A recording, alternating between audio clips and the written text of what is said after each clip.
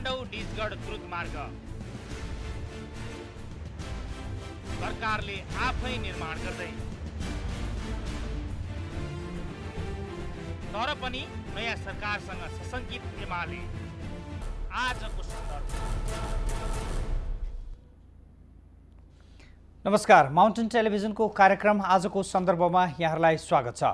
आजको सन्दर्भमा आज हामीले उठान गरेको विषय हो फास्ट ट्र्याक, काठमाडौँ निजगढ जुन फास्ट ट्र्याक छ त्यो बारेको भ्रम र वास्तविकता। जुन फास्ट ट्र्याकको विषयमा लिएर सरकारदेखि तल्लो जनस्तरसम्म जुन यी खालका आवाजहरू उठिरहेका छन्, यो सन्दर्भमा फास्ट ट्र्याक किन नेपालले आफै बनाउन सक्छ वा सक्दैन, र जुन विदेशी कम्पनीलाई विशेष गरेर भारतीय कम्पनीलाई जुन फास्ट ट्र्याक निर्माणको जुन एउटा ठेक्का दिइने भनिएको छ त्यो विषयमा किन यति धेरै विरोध भइरहेको छ, र फास्ट ट्र्याक बनाउनका लागि व्यवधानहरू के हुन्, र यसका लागि अहिलेसम्म भएका तयारीहरू के छन्, र यसमा अहिलेसम्म देखेका जटिलताहरू र यसले गर्दाखेरि दूरगामी रूपमा पर्ने फाइदा र यसका प्रभावहरूका विषयमा आजको सन्दर्भमा आज हामी कुराकानी गर्दैछौँ। सबैभन्दा महत्त्वपूर्ण पाटो भनेको हामीलाई काठमाडौँदेखि तराईसम्म जोड्नको लागि एउटा जुन खालको बाटोको आवश्यकता पर्छ त्यो बाटो जोडिसके पछाडि विभिन्न खालका व्यापारिक कुरा, त्यसपछि अन्य आर्थिक उपार्जनका कुराहरू लगायतका विषयमा यो विषयले महत्त्वपूर्ण काम गर्न सक्छ। तर त्यसका लागि जुन रूपमा काम हुनुपर्ने हो र जुन रूपमा यसको विषयमा कुरा हुनुपर्ने हो त्यो भइरहेको अवस्था छैन। र फास्ट ट्र्याकको विषयमा सबैभन्दा महत्त्वपूर्ण कुरा भनेको यसलाई राष्ट्रिय गौरवको योजनाको रूपमा लिएको छ। तर यसलाई कतिले राजनीतिक दलहरू बीचमा पनि यो विषयमा एक खालको मतभेद देखिएको छ। केही राजनीतिक दलहरूले यसलाई आफैले बनाउनुपर्छ, नेपालले आफैले बनाउनुपर्छ फास्ट ट्र्याक, र यसलाई विदेशी कम्पनीहरूलाई दिने काम गर्नु हुँदैन भनेर भनिराखेको छ भने केही राजनीतिक दलहरूले र केही सरकारी संयन्त्रले भने विदेशी कम्पनीहरूलाई दिँदाखेरि अझ चाँडो बन्न सक्छ भन्ने खालका कुराहरू पनि उठेका छन्। तर फास्ट ट्र्याक दिने विषयमा जुन खालको टर्म्स एन्ड कन्डिसनहरू राखेको छ, जुन खालका शर्तहरू राखेका छन्, त्यो शर्तमा चाहिँ परिवर्तन हुनुपर्छ, त्यो शर्तहरू चाहिँ आपत्तिजनक छ भनेर पनि केहीले भनिरहेको अवस्था छ। केही राजनीतिक दलहरूले र केही सरोकारवालाहरूले त्यो विषयमा सबैभन्दा बढी आवाज उठाइरहेको अवस्था छ। सबैभन्दा महत्त्वपूर्ण कुरा भनेको त्यो फास्ट ट्र्याक निर्माणमा मात्रै केन्द्रित छैन, त्यससँग जोडिएका शर्तहरू नै सबैभन्दा महत्त्वपूर्ण पाठ हो भनेर पनि केहीले भनिरहेका छन्। भने केहीले भने यो एउटा चाहिँ यसलाई विरोध गर्दाखेरि विकासको विरोध गरेको जस्तो अवस्था हुन्छ, त्यसकारणले यसको विरोध गर्नु हुँदैन भनिरहेको अवस्था पनि छ। तर वास्तविकता के हो त? यसमा फास्ट ट्र्याक निर्माणमा जुन काठमाडौँदेखि निजगढसम्मको जुन खालको अहिले फास्ट ट्र्याक बनाउने जुन कुरा भइरहेको छ, र त्यसका लागि अघिल्लो केपी ओली सरकारले एउटा बजेट पनि विनियोजन गरिसकेको अवस्था छ, र यसलाई नेपालले आफैले बनाउनुपर्छ भनेर कुरा उठाइरहेको अवस्थामा अब के हुन्छ, यो कसरी अगाडि बढ्छ, यसका व्यवधानहरू के हुन सक्छन्, र यसले समस्याहरू के निम्त्याउन सक्छन् भन्ने विषयमा आज हामी छलफल र कुराकानी गर्दैछौँ।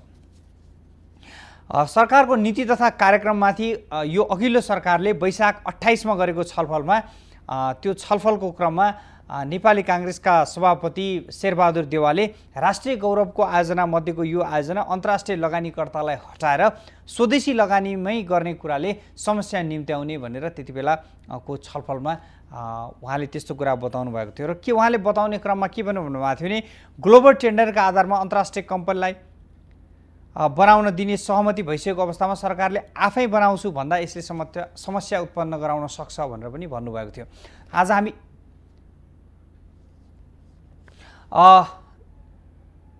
दर्शकहरू हामी यही विषयमा कुराकानी गरेका छौँ, र यो विषयमा थप जानकारी लिनका लागि मकवानपुरबाट हाम्रा संवाददाता राज सापकोटा यति बेला हामीसँग सम्पर्कमा हुनुहुन्छ। राजी, हाम्रा सहकर्मी राज सापकोटा हुनुपर्छ। राज के छ अहिले यो जुन फास्ट ट्र्याकको विषयमा अहिले मकवानपुरका स्थानीय बासिन्दाहरूको भनाइ पछिल्लो समय के छ, त्यो भनाइको बारेमा हामीलाई तपाईसँग भएको जानकारी गराइदिनुहोस् न। एकदम पनि यो जुन फास्ट ट्र्याक 2026 सालमा चाहिँ यो फास्ट ट्र्याक खोल्ने कुरो चलेदेखि नै मकवानवासीहरू चाहिँ एकदम उत्साहित थिए। जुन यो बिपी राजमार्ग अन्तर्गत चाहिँ गोइबा सिन्धुली राजमार्गले चाहिँ ठुलो सवारी साधन सिक्न नसक्ने र साथै मुङलिङ लाने सडक खण्ड चाहिँ वर्षाको समयमा चाहिँ पहिरो आएर चाहिँ ब्लक हुने समस्याले गर्दा पनि यो फास्ट्याग चाहिँ खुल्न लागेको थियो र खुल्न लागेपछि पनि यहाँ मकवानपुरवासी पनि एकदम उत्साहित थिए। तर अहिले यो पछिल्लो समयमा आएर चाहिँ सरकारले चाहिँ ग्लोबल टेन्डर अन्तर्गत चाहिँ बाहिर चाहिँ अन्यलाई चाहिँ बनाउन दिने भनेपछि चाहिँ अलिकति दुखी भएका छन्। योभन्दा पहिलो सरकारले चाहिँ यो फास्ट्याग नेपाल सरकारले नै नेपाल सरकारको सँगसँगै बनाउनुपर्छ भन्ने कुरामा चाहिँ एकदम खुसी थिए भनेदेखि अहिले चाहिँ एकदम दुखी भएको पाएको छु। भन्नाले कस्तो यो अर्कोलाई दिने भन्ने विषयमा दुखी भएको यसको निर्माणमा ढिलाइ हुँदैछ भन्ने विषयले दुखी भएको? यसको जुन निर्माण चाहिँ बेलामा रोकिने राजनीतिक समस्याको कारण गर्दा चाहिँ जुन समयमा गर्नुपर्ने हो त्यो समयमा चाहिँ नभइरहेको मेन कारण चाहिँ राजनीतिक समस्या नै हो। सरकार पछि नै चाहिँ सरकार परिवर्तन भइरहेको र त्यो सँगसँगै चाहिँ यो निर्माणको काम पनि ढिला भइरहेको भन्ने जुन आइरहेको छ, जसको कारण चाहिँ एकदम मकवानपुरवासी चाहिँ दुखी भइरहेको छ। त्यहाँका स्थानीय बासिन्दाको भनाइ चाहिँ के छ? जस्तो यो फास्ट ट्र्याक निर्माणको विषयमा कसलाई दिनुपर्छ वा के भन्ने विषयमा स्थानीय जनताको जनमत चाहिँ के छ? जनमत चाहिँ के छ भनेदेखि स्थानीय स्तरबाट नै चाहिँ निर्माण गर्नुपर्छ, स्वदेशी लगानीमै निर्माण गर्नुपर्छ। आफ्नो देशको ट्र्याक भएको कारणले गर्दा चाहिँ बाहिरलाई दिनु चाहिँ उपयोग हुँदैन भन्ने छ। अनि त्यहाँ के अब त्यो एरिया क्षेत्रका केहीले मुआब्जाको लागि जुन खालका कुराहरू भइरहेका छन् त्यो मुआब्जाको विषयमा पनि केही प्रक्रियाहरू अगाडि बढेको थाहा छ तपाईँलाई? मुआब्जा सबैले सरकारसँग मुआब्जा लिइसकेको अवस्था छ। यो 76 किलोमिटर जुन फास्ट्याग छ जसको अन्तर्गत चाहिँ मकवानपुरको चाहिँ सिग्नेरी, छिङ्गन र गढी, शिरपुर र छत्यन गाविस जहाँ चाहिँ करिब 40 किलोमिटर चाहिँ मकवानपुर पर्छ र यो स्थानको सबैले चाहिँ मुआब्जा लिइसकेको अवस्था छ। तर यहाँको स्थानको के त्यस्तो किसिमको समस्या केही छैन। बस समस्या भनेको निर्माणको निम्ति जुन ठेक्का प्रणाली प्रणालीमा जानको निम्ति चाहिँ सरकारले निकालेको टेन्डर हो यही र टेन्डर निकाल्नको निम्ति चाहिँ सरकारको चाहिँ एउटा सरकार परिवर्तन हुँदा चाहिँ राजनीतिक समस्याको कारणले चाहिँ यो रोकिरहेको छ। अरू त्यो जनगुनासो भनेको त्यही हो, यसलाई चाहिँ निर्माण गर्नु पर्यो, छिटोभन्दा छिटो निर्माण गर्नु पर्यो। स्थानीय समस्या केही छैन, बस राजनीतिक समस्या भएको कारणले गर्दा राजनीतिक समस्या जनताले नगर्ने भएर सरकारले नै यसको निम्ति चाहिँ ठोस कदम चाल्नुपर्छ भन्ने जनगुनासो छ। त्यहाँका जनप्रतिनिधिहरूसँग तपाईँको पछिल्लो समय कुराकानी भएको छ, उहाँहरूको भनाइ के छ? जनप्रतिनिधिहरूको पनि हामीले माथि कुरा गरिरहेको छौँ। अब यो माथिको समस्या हो, तलको समस्या होइन। हामीले हामी आफ्नो ठाउँबाट आफ्नो स्थानबाट क्लियर छौँ, तपाईँहरू पनि क्लियर हुन्छ। यो सबै समस्या माथिको हो, माथिबाट समस्या समाधान नभएसम्म चाहिँ यसले एउटा निराकरण दिन सक्दैन भन्ने सुरु गर्नुहुन्छ उहाँहरू। त्यो मकवानपुरका कतिवटा क्षेत्र छुँदै जान्छ त्यो फास्ट ट्र्याकले?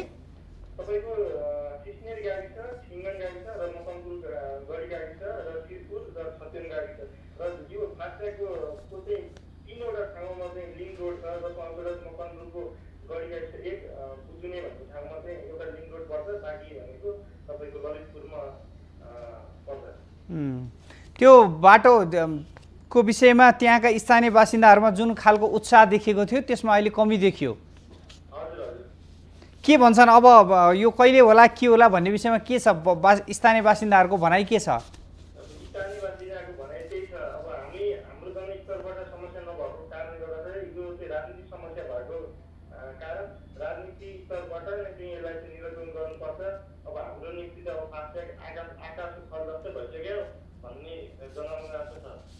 स्थानीय बासिन्दाहरूले मुआब्जा चाहिँ उनीहरूले अनुमान गरेकै हाराहारीमा पाएका हुन् अथवा के छ? स्थानीय स्तरमा मुआब्जाको विषयमा कुनै पनि समस्या छैन। उनीहरूले जुन बाँकीसँग गरेका थिए त्यो अनुसारको मुआब्जा पाइसकेको छ र स्थानीय स्तरबाट चाहिँ कुनै पनि समस्या छैन फास्ट्यागको निम्ति मकवानपुर जिल्लामा। हस् त राजी, जानकारीलाई यहाँले धेरै धेरै धन्यवाद। दर्शकहरू, उहाँ हुनुहुन्थ्यो हाम्रा सहकर्मी राज सापकोटा, मकवानपुरका हाम्रा संवाददाता। जुन यो फास्ट ट्र्याकको विषयमा मकवानपुरवासीमा जुन खालको एउटा उत्साह देखिएको थियो, जुन खालको एउटा उमङ्ग देखिएको थियो, त्यसमा अहिले केही कमी भएको छ। एउटा चाहिँ द्रुत गतिमा अगाडि बढिसकेको फास्ट ट्र्याकको काम अहिले रोकिएपछि र अब यस विषयमा जुन खालको राजनीतिक परिदृश्यमा पनि जुन खालको विवाद र मतभेदहरू देखेका छन्, त्यसका कारणले गर्दाखेरि पनि अब यो फास्ट ट्र्याकको प्रक्रिया कसरी र कहिले अगाडि बढ्छ भन्ने विषयमा एउटा अन्योलता नै देखिएको अवस्था छ।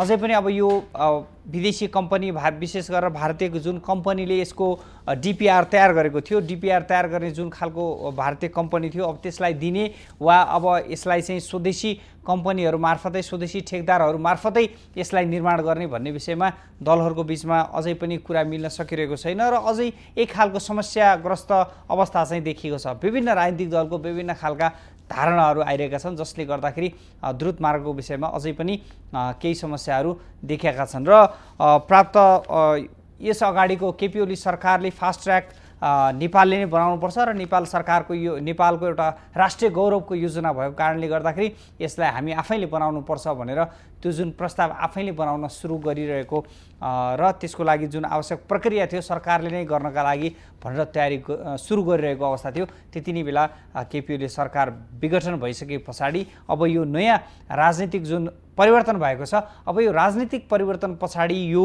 जुन फास्ट ट्र्याकको जुन एउटा विषय छ, अब यसले कसरी प्रवेश पाउँछ भन्ने उत्सुकता र कौतूहलता आम सर्वसाधारणलाई र राजनीतिक वृत्तलाई पनि परेको छ र यो विषयमा आज हामी कुराकानी गरेका छौँ। काठमाडौँ निजगढ फास्ट ट्र्याक, यसको भ्रम र यसको वास्तविकताको सन्दर्भमा योसँग सम्बन्धित अन्य विषयका बारेमा पनि हामी कुराकानी र छलफल गर्नेछौँ र यसका बारेमा अन्य जानकारीहरू पनि हामी यहाँहरूलाई दिनेछौँ। सबभन्दा महत्त्वपूर्ण कुरा भनेको फास्ट ट्र्याक अब कसरी यसको प्रक्रिया अगाडि बढ्न सक्छ, अब यसलाई देशभित्रैबाट राष्ट्रिय गौरवको योजना बनाएर देशभित्रकै कम्पनीहरूलाई दिँदाखेरि यसको अवस्था र यसको जुन निर्माणको लागत र समय कति चाँडो हुन्छ र विदेशी कम्पनीलाई दिँदाखेरि कति लागत हुन्छ, कति फाइदा हुन्छ, कति घाटा हुन्छ र समय कति लाग्छ भन्ने विषयमा आज हामी अलिकति विश्लेषण गर्ने नै छौँ। अहिले एउटा छोटो ब्रेक लिने बेला भएको छ। ब्रेक पछाडि आजको सन्दर्भलाई पुनः जोड्नेछौँ।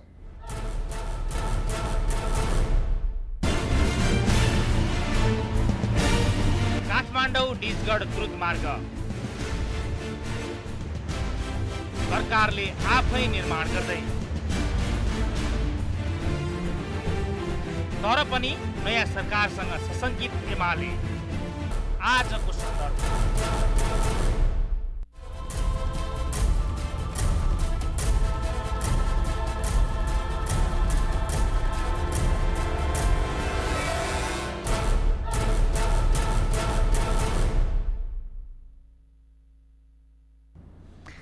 दर्शकहरू, ब्रेकपछि यहाँहरूलाई पुनः कार्यक्रममा स्वागत छ। आजको सन्दर्भमा आज हामी कुराकानी गरिरहेका छौँ काठमाडौँ निजगढ फास्ट ट्र्याक, यसको भ्रम र यसको वास्तविकता। जुन फास्ट ट्र्याकको विषयमा जुन खालका अहिले राजनीतिक दलहरूको बिचमा पनि जुन खालको मतभेद देखिएको छ र विभिन्न तह र तबकामा पनि यसबारे विभिन्न खालका कुराकानीहरू उठिरहेका छन्। फास्ट ट्र्याक निर्माणको क्रम कसरी अगाडि बढ्दाखेरि ठिक हुन्छ भन्ने विषयमै अहिले ठुलो एउटा चाहिँ समस्या देखिएको छ। यसलाई विदेशी कम्पनीलाई दिँदाखेरि ठिक हुन्छ वा नेपाल सरकारको यो राष्ट्रिय गौरवको योजना भएको कारणले गर्दाखेरि यसलाई आफैले बनाउनुपर्छ भन्ने विषयमा यसमा एक खालका आफ्नै मतभेदहरू देखिएका छन्, जसका कारणले गर्दाखेरि फास्ट ट्र्याक एउटा ठुलो समस्याको विषय बनेको छ। काठमाडौँलाई बाहिरी सहरसँग जोड्ने र जुन तराईसँग जोड्ने एउटा महत्त्वपूर्ण मार्गको रूपमा रहेको छ। अब हामीलाई काठमाडौँलाई धेरै ठुलो समस्या पर्दाखेरि एउटै मात्र राजमार्गले काम गर्नु परिरहेको अवस्थामा फास्ट ट्र्याक बन्न सक्दाखेरि आर्थिक रूपमा, सामाजिक रूपमा अनि सबै खालमा धेरै ठुलो फाइदा पुग्न सक्छ। तर त्यसका लागि जुन खालको प्रक्रिया हो, प्रक्रियामै अहिले एउटा समस्या देखिरहेको छ।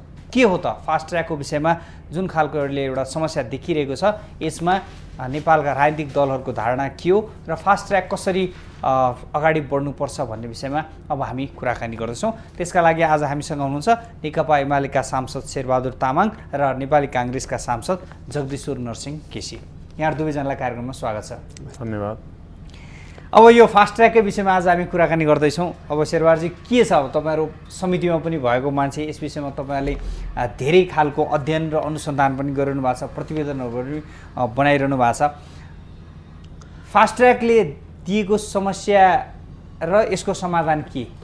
अब पहिलो कुरा त फास्ट ट्र्याक आफैमा समस्या हुँदै होइन, यो समाधान हो।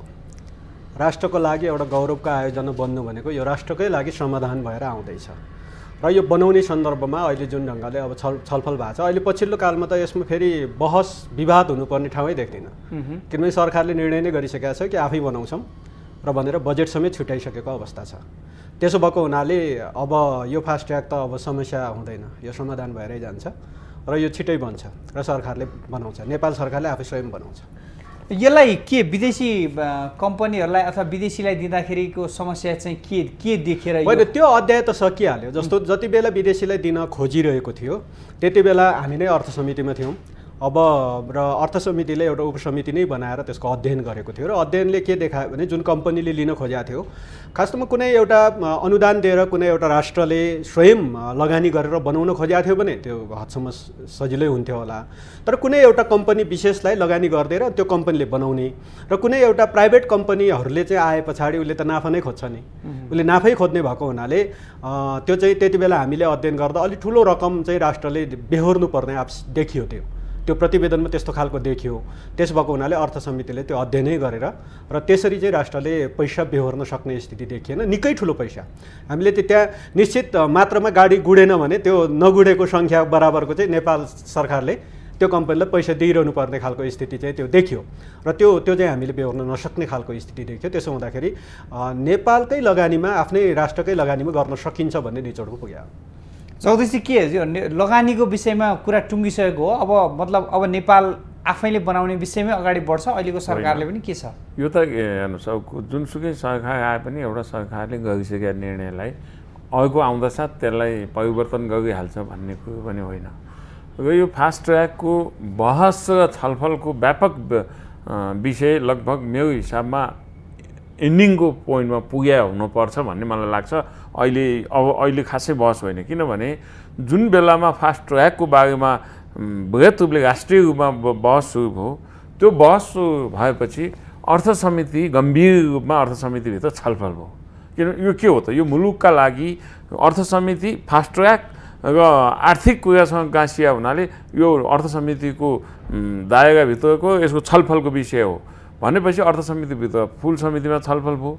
हामीले यो अन्तर्गतका धेरै निकायका मन्त्रीदेखि लिएर सबैलाई बोलायौँ, उहाँको राय पनि सङ्कलन गऱ्यौँ र अन्तिममा अर्थ समितिले एउटा उपसमिति गठन गर्यो। त्यसमा सबै राजनीतिक दलहरू थियौँ, सबै राजनीतिक दलसहित काङ्ग्रेसको तर्फबाट त्यो उपसमितिमा म पनि थिएँ र हामीले यसको विस्तृत रूपमा अध्ययन गरिसक्दाखेरि के लाग्यो भने यसबाट यो मुलुकका लागि यो बाटोभन्दा अर्को विकल्प राष्ट्र नेपालले नै आफ्नो यो यसलाई निर्माण कार्यमा अघि बढाउन उपयुक्त हुन्छ कि भन्ने कुरामा अर्थ समितिमा गएको उपसमितिको ठहर भयो र हामीले स्पष्टसँग आफ्नो प्रतिवेदनमा व्याख्यासहित फुल समितिमा पठाइसकेपछि पनि फेरि फुल समितिमा एकचोटि सबै निकायका प्रमुखहरूलाई बोलाएर यो विषय उपसमितिको यस्तो किसिमको प्रतिवेदन आयो, तपाईँहरूको थप अझै धारणा के भन्ने कुरो मागिसकेपछि फुल समितिले यो अहिलेको परिस्थितिमा मुलुकका लागि यो द्रुत मार्ग निर्माण हुनुपर्छ, यो राष्ट्रिय गौरवको विषय हो, मुलुकका लागि नेपालको लागि सबभन्दा ठुलो ऐतिहासिक गौरवको योजना हो, यसलाई सम्पन्न गर्नुपर्छ। तर यसलाई सम्पन्न गर्नुभन्दा अगाडि मुलुकले नै हामीले नै गर्नुपर्छ भन्ने कुरो प्रतिवेदनमा स्पष्ट बनाएर पेश गरेपछि अनि यो बाटो जुन किसिमले अघि बढाएको थियो त्यो रोकिएर अहिले सरकारले पनि एक किसिमले निर्णय गरिसकेका छ। यहाँ अब कुनै दल आउँदा, कुनै दल विशेष आउँदा साथ राज्यको एउटा निर्णय मुलुकको हितका पक्षमा, मुलुकको नेपाली जनताको गौरवको विषयमा परिवर्तन भइहाल्ने हुने कुरो होइन। त्यस कारण जुन ट्र्याकमा अब गएको छ, अब यहाँ चिन्ताको विषय के हो भने हेर्नुहोस्, तपाईँकै पार्टीको सभापतिले वैशाख 28 गते तपाईँको यो विषयमा छलफल हुँदाखेरि उहाँले के भन्नुभएको छ भने यसरी नेपालले आफैले बनाउने निर्णय गरेर जुन विदेशी कम्पनीलाई दिने विषयमा यसरी निर्णय गर्दाखेरि यसले समस्या ल्याउन सक्छ भनेर पनि भन्नुभएको थियो। राजनीतिक दलहरूको बिचमा पनि यो खालमा अलिकति मतभेद चाहिँ देखेको छ। यसमा के छ भने हेर्नुहोस्, अब हामीले यसका निश्चित क्राइटेरिया बनाउनुपर्छ। निश्चित क्राइटेरिया बनाएर ग्लोबल टेन्डर गरिदिउँ केही फरक पर्दैन। टेन्डर गर्दा घटी घटाउमा को आउँछ, हाम्रो यो आधारमा यो मार्ग निर्माण हुने, यसमा सहमति भयो, टेन्डरमा आह्वान गर्ने, आउँदाखेरि कसले पाउँछ त्यो हाम्रो विषय होइन। हामीलाई चाहिए छिटो छरितो काम चाहिए, राम्रो क्वालिटीको काम चाहिए। त हामीले नेपालले गर्छौँ भने त के भने ग्लोबल टेन्डर हुँदा त हामीले गऱ्यौँ नि टेन्डर, हामीले गर्छौँ। अब टेन्डर हाल्न आउँदा घटी घटाउमा राम्रो काम गर्छु भनेर कोही आयो भने जसले पनि पाउने भयो यो विषय। तर अब हाम्रै देशमा व्यवसायीहरू छन्, काम गर्न सक्षम छन्, काम गर्न सक्छन्। तर हाम्रो व्यवसायीहरूको कहिलेकाहीँ समस्या के आउने भने 2 वर्षको लागि भनेर टेन्डर हुन्छ, त्यो प्रोजेक्टको अवधि 2 वर्ष, 2 वर्षसम्म उहाँहरू कामै गर्नुहुन्न, अनि 2 वर्षपछि काम सुरु गर्नुहुन्छ। त्यसपछि प्रत्येक वर्षको यति 10% दरले त्यसको कस्ट वृद्धि हुँदाखेरि काम सम्पन्न हुने बेलासम्म त तेबर समय लाग्ने, अनि तेबर समय हुँदा त्यो कस्ट पनि त्यही किसिमले 10% दरले वार्षिक वृद्धि हुँदा त्यही ढङ्गले जाने। त्यो हाम्रा पनि कमी कमजोरी छन्। हाम्रा निर्माण व्यवसायीले पनि एक किसिमको ट्र्याकमा कसरी राख्नु पर्ने, 2 वर्षभित्रमा सम्पन्न गर्नुपर्ने योजना। यो कारणले कुनै कारण हुनसक्छ, नेपाल बन्दका कारण 5 दिन होला, त्यो 5 दिनको सट्टा काम गर्न सकेको अवस्था एउटा होला। तर हामी एउटा 5 दिन नेपाल बन्द भएको कारणले हाम्रो निर्माण कार्य 2 वर्ष ढिला हुने, अथवा 2 महिना नाकाबन्दी भयो तेल आएन भनेपछि 5 वर्ष अर्को त्यो कामको अवधि बढ्ने, यो किसिमको हेलचाक्राइ छ नि हाम्रा व्यवसायी पनि ठिक छैन। त्यस कारण यसलाई एउटा निश्चित रूपले राज्यले दलहरू बसेर नीति बनाऊ, त्यो भित्र को छिर्न सक्छ ग्लोबल टेन्डर गरिदेऊ, मुलुकको हितमा जे हुन्छ त्यही गर्नु। यो त्यो देखिँदैन दलहरूको बिचमा पनि कता कता मतभेद चाहिँ छ होइन यो विषयमा? होइन, म त अब त मतभेद राख्नुपर्ने के ठाउँ बाँकी रहेर, किनभने अझै यसको म्याटर सबै टुङ्गिसक्यो। जस्तो यस पटकै मात्र सरकारले बजेट छुट्याउने सन्दर्भमा हामी अर्थ समितिमै छलफल चलिरहेको थियो र अलि गाई सुन्यौँ 5 अर्ब जति मात्रै छुट्याउने रे भन्ने जस्तो हामीले सुन्यौँ पहिल्यै। त्यस पछाडि अर्थ समितिको फेरि फुल बैठक बसेर हामीले निर्णय पैसा बढाउनुपर्छ, अनि 10 अरब घोषणा भएको छ र 10 अरबको यो वर्षको लागि हो। यो वर्ष 10 अरबको काम हुनुपर्छ, टेन्डर भएर 10 अरबको काम यो वर्ष हुनुपर्छ। त्यस भएको हुनाले सरकारले नै 10 अरब लगानी गर्छ। अघि जुन विदेशी कम्पनीसँग जोडेको कुरा चाहिँ के हो भने लगानी पनि उसले गर्ने, उसले बनाउने, निश्चित अवधिसम्म त्यो बाटो उसको नियन्त्रणमा रहन्छ र त्यहाँ बाटोमा हिँडेको गाडीबाट चाहिँ पैसा उठाउने, र त्यसरी पैसा उठाउँदा चाहिँ निश्चित यति चाहिँ गाडी सङ्ख्या गुड्नुपर्छ भन्ने चाहिँ एउटा चाहिँ त्यहाँ क्राइटेरिया थियो। त्यो सङ्ख्या गुडेन भने त्यो बराबरको पैसा चाहिँ सरकारले चाहिँ उल्टो नेपाल सरकारले बेहोर्नु पर्ने भन्ने हुँदाखेरि वार्षिक हामीले चाहिँ अरबौँ रुपियाँ चाहिँ हामीले त्यो कम्पनीलाई बुझाइरहनु पर्ने, र त्यो लगानी वास्तवमा त्यो लगानी गरेर जुन जति पैसाले एमाउन्टले चाहिँ त्यो बाटो बन्छ नि त्योभन्दा बढी त हामीले चाहिँ उसलाई क्षतिपूर्ति बापत दिने पैसा नै त्यसरी दिनुपर्ने स्थिति चाहिँ देखा परे हुनाले त्यो सिस्टमबाट हुँदैन। बरु हामी लगानी पनि जुटाउँछौँ, अब आफ्नै आन्तरिक स्रोत भए आन्तरिक स्रोतले खर्च गर्छौँ, आन्तरिक स्रोत पुगेन भने वैदेशिक स्रोत पनि त खोजिएला, ऋण खोजिएला, अनुदान खोजिएला, अथवा नेपालको चाहिँ एउटा फास्ट ट्र्याकको लागि चाहिँ लौ न अलिकति चाहिँ सहयोग गर्नु पऱ्यो भनेर मित्र राष्ट्रहरूसँग हारगुहार गरिएला। तर बाटो त त्यसरी लगानी गरेर गरिन्छ नि।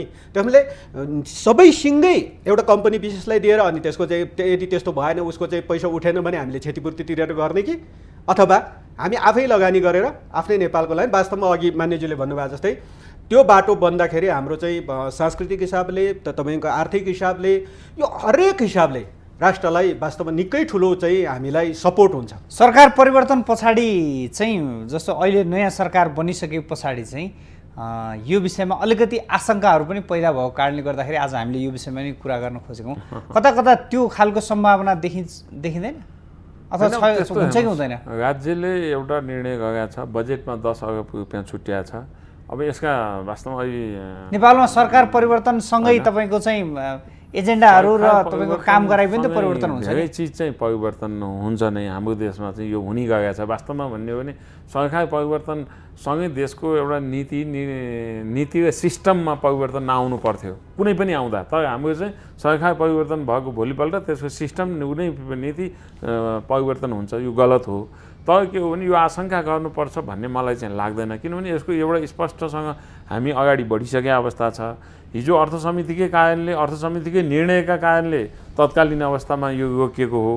अब भोलि अर्थ समितिमै आएर समितिले नै यसलाई फुकुवा गर्दै जाने हो भने आफ्नो ठाउँमा छ, होइन भने यसको पछाडि अहिले मान्य शेरबहादुरजीले भने जस्तो हेर्नुहोस् त्यो फास्ट ट्र्याकमा दैनिक रूपमा 45,000 कार नगुडेको बराबरको कारको त्यसको क्षतिपूर्ति राज्यले दैनिक रूपमा बिहोर्नु पर्ने भने 45,000 कार कति गुड्दा छ भनेर हामीले अहिले जुन ठाउँबाट नागढुङ्गा नाका छ यो नाकामा अहिले कति आउँछ भन्दा 22,000 अहिले 22,000 आउँछ भने यो फास्ट ट्र्याक गर्दा त्यहाँबाट आउने त अहिलेको छँदैछ यहाँ त अहिले यत्रो सबै एकै ठाउँमा आउँदा 22,000 भनेपछि त्यहाँ त 45,000 कार गुड्नेवालै छैन भनेपछि हामीले त 5 वर्ष यसको निर्माण अवधि अनि बाँकी 25 वर्ष चाहिँ त्यसको त्यो फास्ट ट्र्याकको त्यो ठेकदारको नियन्त्रणमा अनि 25 वर्षसम्म दैनिक रूपमा त्यति गाडी नगुडे हामीले क्षतिपूर्ति तिर्ने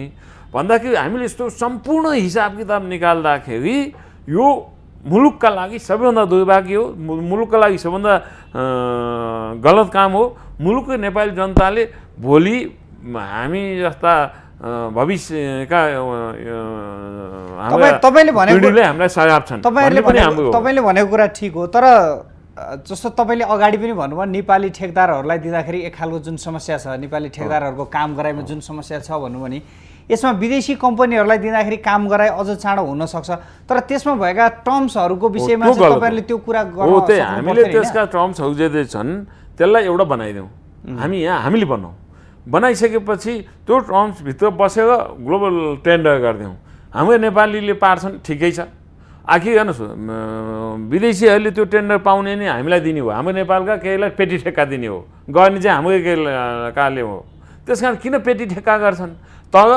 त्यसको टर्म्स एन्ड कन्डिसन के हो त्यो अनुसारको अवधिभित्र 5 वर्ष भनेको छ 5 वर्षको 5 महिना लाग्यो भने त्यसको क्षतिपूर्ति तिर्नुपर्छ होइन भने 5 वर्ष भने 10 वर्ष नहुँदा पनि चित्त बुझ्ने अनि उल्टो 10% का दरले कस्ट वृद्धि हुने हुँदाखेरि तपाईँ कहाँ पुग्छ भन्नुहोस् त ल 1 अर्ब 12 खरब त्यसको 5 वर्ष त्यसको 10% को दरले वृद्धि भयो नि 60 अर्ब रुपियाँ त फेरि कस्ट बढ्यो हो भन्दाखेरि त्यो गलत प्रक्रिया हाम्रा स्थानीय व्यवसायी साथीहरूको पनि हामीले धेरै ठुला योजनाहरू देख्यौँ 2 वर्षको लागि भने पुल बनाउन ठेक्का लिन्छन् 14 वर्षमा बल्ल बल्ल बनाउँछन् त्यो पनि हावाले नै उडाइदिन्छ कस्तो पुल बन्ने होला त्यो भनेपछि बाटो निर्माण गर्छन् पिच अघिल्लो दिन जाँदा पिच देखिन्छ 3 महिना पछि जाँदा पिच खोज्नु पर्ने हुन्छ भनेपछि यो किसिमको लेन्दी प्रक्रिया हो हामीले सार्वजनिक खरिद ऐन पनि अर्थ समितिले नै अर्थ उपसमिति बनायौँ त्यसमा उपसमितिमा त्यसमा पनि म थिएँ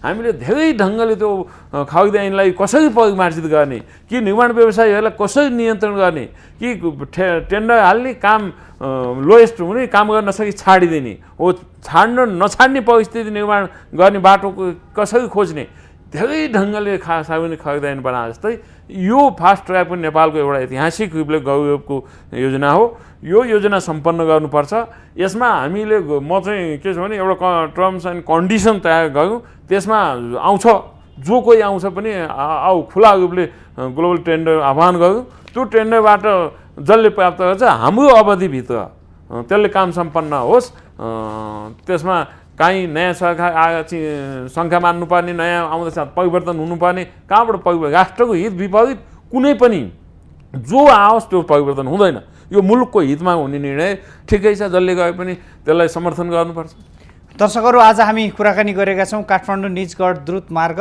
यसको भ्रम र वास्तविकता यो जुन फास्ट ट्र्याक छ यो फास्ट ट्र्याकको विषयमा अझै पनि केही भ्रमहरू रहेका छन् र यो भ्रमहरू चिर्नु आवश्यक छ भन्ने भएर आजको सन्दर्भमा आज हामीले यही विषयवस्तुमा कुरा गरेका छौँ र सरकार परिवर्तनसँगै कतै यो फास्ट ट्र्याकको विषय पनि परिवर्तन हुने त होइन र जुन खालका यस अगाडिका भ्रमहरू थिए त्यो भ्रमहरू कतै फेरि दोहोरिने त होइनन् भन्ने विषयमा आज हामी कुराकानी गरेका छौँ अहिले एउटा छोटो ब्रेक लिने बेला भएको छ ब्रेक पछाडि हामी आजको सन्दर्भलाई पुनः जोड्नेछौँ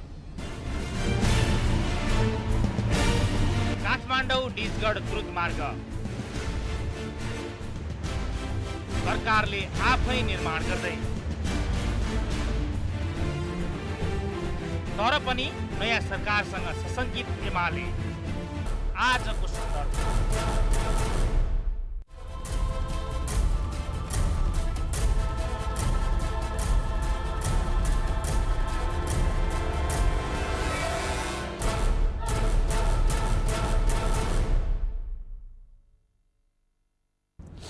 ब्रेकपछि यहाँहरूलाई पुनः कार्यक्रममा स्वागत छ। आजको सन्दर्भमा आज हामी कुराकानी गरेका छौँ फास्ट ट्र्याकको विषयमा, काठमाडौँ निजगढ फास्ट ट्र्याक र योसँग जोडिएका भ्रम र यसको वास्तविकताका बारेमा हामी कुराकानी गरेका छौँ। त्यसका लागि हामीसँग स्टुडियोमा अतिथिहरू हुनुहुन्छ नेकपा एमालेका सांसद शेरबहादुर तामाङ र नेपाली काङ्ग्रेसका सांसद जगदीश्वर नरसिंह केसी। मैले शेरबहादुरजीलाई सोध्न चाहेँ, जस्तो यसमा देखिएका जस्तो जुन विदेशी कम्पनीलाई दिनुहुन्न र नेपाल आफैले बनाउनुपर्छ भन्ने विषयमा भन्दा पनि योसँग जोडिएका जुन शर्तहरूको विषयमा जुन खालका कुराहरू छन् त्यसमा चाहिँ अलिकति बहस र विश्लेषण भयो हुँदाखेरि त अझ चाँडो बन्छ होइन र भने यस्तो हो, जस्तो विदेशी कम्पनीले अगाडि लिन खोज्या भने चाहिँ त्यो उसैले लगानी गर्ने र अघि मान्यजीले भन्नुभएको चाहिँ प्रतिदिन 45,000 गाडी गुड्नुपर्छ र 45,000 गाडी गुडे बापत त्यसको कर उसले उठाउने हो र त्यहाँ 45,000 गुड्दैन। अघि नै भने नागढुङ्गाबाट अहिले दैनिक 22,000 गाडी गुड्छ। 22,000 गाडी गुडे त्यसको आधी मात्रै उता गएछ भने 11,000 गाडी गुड्ला। आधी चाहिँ त्यताबाट हिँडेछ मानौँ न, अहिले 11,000 गुड्ला। 45,000 माइनस 11 कति हजार फरक पर्यो। त्यति गाडी नगुडेको गाडी बराबरको पैसा नेपाल सरकारले क्षतिपूर्ति तिर्ने भन्ने नै शर्त हो। मुख्य त्यहाँ चाहिँ देखिएको शर्त नै एकदमै खतरनाक नै त्यही हो। त्यसो हुँदा तपाईँको मैले अघि नै भने कि त्यसको लगानी अहिले जुन बाटो बनाउनलाई जति लगानी हुन्छ नि त्यो लगानीभन्दा बढी त नेपाल सरकारले चाहिँ क्षतिपूर्ति तिर्नुपर्ने स्थिति चाहिँ देखा पर्यो। र अझै हामी अघि पनि छलफल गरिरहेका थियौँ कि अब यो मुलुक सङ्घीय ढाँचामा गइसक्यो र सङ्घीय ढाँचा भनेको चाहिँ प्रदेशहरूमा आफ्नै छुट्टै छुट्टै राजधानीहरू हुनेछन् र धेरै प्रदेशका मान्छेहरूको चाहिँ अब फेरि काठमाडौँ केन्द्र त हुँदैन नि, किनभने धेरै कामहरू प्रदेशका केन्द्रहरूमै हुन थाल्छ। त्यसो हुँदाखेरि काठमाडौँमा ओहोरदोहोर पनि गर्ने स्थिति बन्दैन। त्यसैले नेपालले आफैले सरकारले बनाउने भने चाहिँ के हो भने सरकारले लगानी गर्छ, फेरि बनाउनु त टेन्डर आह्वान हुन्छ, कुनै अब सरकार कुनै तपाईँको चाहिँ ठेका कम्पनी आउला, उसैले भन्छ, त्यो विदेशी होला स्वदेशी होला जोसुकै होला। अथवा तपाईँ ट्र्याक खोल्ने बेलामा त नेपालको चाहिँ आर्मीले पनि त काम गरिरहेछ नि, जुन ट्र्याक ओपनको लागि नेपाल आर्मीले काम गरिरहेछ उसैले पनि टेन्डर बिट गरे भयो। त्यसो हुँदाखेरि चाहिँ लगानी चाहिँ सरकारले गर्ने भने हो, त्यही हिसाबले अहिले बजेटमा बजेट छुट्याएको। त्यो विषयमा चाहिँ केही छलफलहरू भएका छन्, जस्तो जुन खालका शर्तहरू थिए त्यो शर्तहरूको विषयमा अनि त्यो पहिलाको जुन सिस्टमबाट चाहिँ हामीले त्यो गर्न खोजेका थियौँ त्यो शर्त अमान्य भनेर अब छलफलको गुन्जाइसै रहेन, किनभने अब त्यसमा फेरि छलफल गरेर त्यो कम्पनीलाई फेरि आऊ अनि त्यसपछि हामी गर्छौँ भन्ने दोहोरो बस्ने स्थिति बन्दैन। अब नयाँ ढङ्गबाट जान्छ र त्यो गभर्मेन्टले नेपाल सरकारले नै लगानी गर्छ। त्यो लगानीमा अब नपुग पैसा कहाँबाट जुटाउँछ सरकारको जिम्माको कुरा भयो र अघिल्लो सरकारले 10 अरब रुपियाँ बजेटबाटै छुट्याइदिएकै छ। त्यसो हुँदाखेरि अब वर्तमान सरकारले अलि नपुग पैसाहरू आफ्नो आन्तरिक स्रोतबाट पुग्छ, आन्तरिक स्रोत पुग्दैन भने अब वैदेशिक ऋण होला, अनुदान होला, अथवा अझ तपाईँको चाहिँ हामीलाई लगभग 75 अरब जति पैसा चाहिँ अब त्यसको लागि एउटा थोरै ब्याज दरमा ऋणमा पनि पैसा छ। त्यसो हुँदाखेरि हाम्रो त त्यो अहिले त जुन इस्टिमेट निक्लिरहेको छ त्यत्रो लगानी हुँदैन भन्ने हाम्रो अनुमान हो। अर्थ समितिले हामीले अध्ययन गर्दाखेरि त्यत्रो लगानी हुँदैन भन्ने छ। अब अहिले जुन खालको राजनीतिक दलहरूको बिचमा पनि यो विषयमा विगतदेखि नै अलिकति मतभेदहरू र अलिकति केही खालका कुराकानीहरू उठेका हुनाले अहिले सरकार परिवर्तन पछाडि यो विषयमा फास्ट ट्र्याकको विषयमा पनि धेरैको चासो छ के र यसमा चाहिँ के हुन्छ कि जस्तो म चाहिँ के देख्छु भने सरकार भनेको चाहिँ कि त तपाईँको चाहिँ टोटल सिस्टम चेन्ज गरेर एउटा सत्ता परिवर्तन खालको चाहिँ सरकार परिवर्तन हो, सत्ता परिवर्तन होइन। सत्ता परिवर्तन हुँदा हुन्छ नि एउटा शक्ति आएर पुरै अर्को सरकारलाई चाहिँ अर्को सत्तालाई पुरै ढालेर अनि त्यसपछि नयाँ ढङ्गले चाहिँ सिर्जना गरेको सत्ता, त्यो सत्ता होइन। अहिले त सरकार परिवर्तन हो। त्यो सरकार भनेको चाहिँ अविछिन्न उत्तराधिकारवाला हुन्छ। त्यसो भएको हुनाले त्यो चाहिँ अविछिन्न उत्तराधिकारवाला सरकारले यस्ता बृहत राष्ट्रलाई असर पर्ने खालका ठुला चिजहरूमा निर्णयहरूमा सानातिना केही तलमाथि 1-2वटा योजनाहरूको यताउति चलखेल गर्ने, 1-2जना मान्छे नियुक्ति गर्ने, कसैलाई कोही नियुक्ति भइरहेला हटाएर अर्कोलाई नियुक्ति गर्ने, यस्ता कामहरू गर्न सक्छन्। तर यस्ता कतिपय राष्ट्रलाई चाहिँ असर पर्ने खालका ठुला चाहिँ गौरवका आयोजनाहरूमा जस्तो मध्य पहाडी पुष्पलाल लोकमार्ग भन्ने सुरु भयो नि, अब कसैले यो पुष्पलाल लोकमार्ग म बनाउँदिनँ भन्न सकिँदैन क्या। त्यसैले तपाईँको चाहिँ हामी चाहिँ उता हुलाकी राजमार्ग बनाउँदैछौँ, त्यो चाहिँ अब म बनाउँदिनँ भनेर कुनै सरकारले भन्न सक्दैन। त्यो दूतमार्ग अब म बनाउँदिनँ भनेर कसैले भन्न सक्दैन। त्यसो भएको कारणले त्यो बनाउने कुरामा चाहिँ मलाई लाग्छ अब अहिले जुन नयाँ सरकार आएछ त्यो कुनै समस्या होला जस्तो। त्यो अर्थ समितिमा जति बेला तपाईँहरूको बिचमा छलफल भएको थियो त्यो बेला पनि सबैको धारणा लगभग उस्तै थियो के? अर्थ समितिभित्र चाहिँ हामी लगभग एकमत धारणा थियो। अर्थ समितिभित्र यो विषयमा चाहिँ हामी मत बाजिएको थिएन। अर्थ समिति चाहिँ हामी एक ढिक्क सबै दलको सांसदहरू थियौँ र हामी यो विषयमा चाहिँ मत बाजेन थियौँ। र फेरि अर्को म तपाईँलाई जानकारी गरौँ कि यो चाहिँ फेरि संसदको पनि विषय भयो। संसदको अर्थ समिति पनि स्वयंमा त्यो तपाईँ संसदको एउटा अङ्ग हो। त्यो अर्थ समितिले निर्णय गरेर छलफल गरेर उपसमिति बनाएर त्यसको सबै अध्ययन गरेर अनि रिपोर्ट बनाएर सरकारलाई दिएको र सरकारले त मैले अघि नै पनि भने अलिअलि हामीले सुनेको अघि गएको सरकारले चाहिँ अब 5 अरब जति छुट्याउने रे भन्ने हामीले यसो गाईको सुन्यौँ। अर्थ समितिको फुल बैठक बस्यो र अर्थ समितिले निर्णय गरेर चाहिँ फेरि पैसा चाहिँ बढाउनुपर्छ भनेर पठाएपछि त्यो सरकारले 10 अरब रुपियाँ त छुट्याइदिएको छ। त्यसो हुँदाखेरि यो संसदको पनि विषय हो। त्यसैले सरकार परिवर्तन हुनसाथ त्यो चाहिँ संसदमा गहन ढङ्गले उठेको विषयलाई हल्का ढङ्गले यो चाहिँ अब चेन्ज भइहाल्ने त्यो तहमा जान्छ होला जस्तो चाहिँ मलाई लाग्दैन। यो द्रुत मार्गको विषयमा जगदीशजी, यो द्रुत जुन फास्ट ट्र्याक छ, यो फास्ट ट्र्याकले गर्दाखेरि हामीलाई हुन सक्ने फाइदाहरूमा के छ भनेर छलफलको क्रममा के कुराहरू उठाएको थियो? यो त हेर्नु सब नेपालको लागि यो सबभन्दा ठुलो उपलब्धिमूलक योजना हो भन्ने कुरोमा हामी उपसमितिमा 3 महिना छलफल गऱ्यौँ। मूल समितिमा पनि लगभग 1.5 महिना 2 महिना छलफल भयो। त्यो छलफल हुँदाखेरि यसका बेफाइदा भन्ने कुरो त कहीँ पनि केही गर्ने कुरो भएन, किनभने त्यो फास्ट ट्र्याक दूत मार्ग बन्दैछ। अझ अब त्यसबाट यो सँगै यसको नेपाली जनताको लागि सबभन्दा ठुलो उपलब्धि हो भन्ने कुरोमा दुई मत गएन। तर यहाँका केही विषयवस्तुहरू त्यो बेलामा गम्भीर छलफलको विषय बन्यो। त्यो गम्भीर छलफललाई यसरी जानु हुन्न, यसको विकल्पहरू यो हुनसक्छ भनेर हामीले बुधा वाइज रूपमा 1 देखि 13 14वटा बुधा सहितको उपसमितिले प्रतिवेदन मूल समिति यहाँ पेश गरेका हौँ। र मूल समितिमा पनि अहिले तपाईँले सोधिरहनु भएको छ दलहरूको बिचमा मत भिन्नता मत विभाजन भन्नुभएको छ। पार्लिमेन्टमा अर्थ समितिमा उपसमितिमा पनि हामी सबै दलको उपसमितिमा पनि सबै दलको थियौँ, अर्थ समितिमा पनि सबै दलका छौँ। तर त्यहाँ कुनै दलको बिचमा मतभेद हुने हो भने मेरो दलले राख्ने कुरो त मलाई मेरो दलले भन्थ्यो नि, ल यो चाहिँ यसो है भन्थ्यो नि। उहाँको दललाई उहाँलाई भन्थ्यो, माओवादीकोलाई माओवादीले भन्थ्यो होला। तर हामीलाई कुनै हाम्रा दलका नेताहरूले यो विषयमा कुनै इन्ट्रेस्ट उहाँले दलले राखेन। दलले तिमीहरूको स्वविवेकले वास्तविक के हो नेपालको हितमा, नेपाली जनताको हितमा, नेपाली जनतालाई यसबाट हुने बढीभन्दा बढी फाइदा कहाँबाट हुन्छ त्यो बाटो मात्रै खोज्ने हो, रोज्ने हो भन्ने ढङ्गको हामीलाई निर्देशन हो। र हामीले त्यो निर्देशन अनुरूप यो विदेशी कम्पनी जसलाई दिने भने हो त्यो कम्पनीबाट यो कारणले यो सम्भव छैन, हामीलाई घाटा हो, हाम्रो लागि सबभन्दा दुर्भाग्य हो, निर्णय हुनसक्छ, यो निर्णयलाई बदल्नुपर्छ सरकारले भनेर हामीले पठायौँ।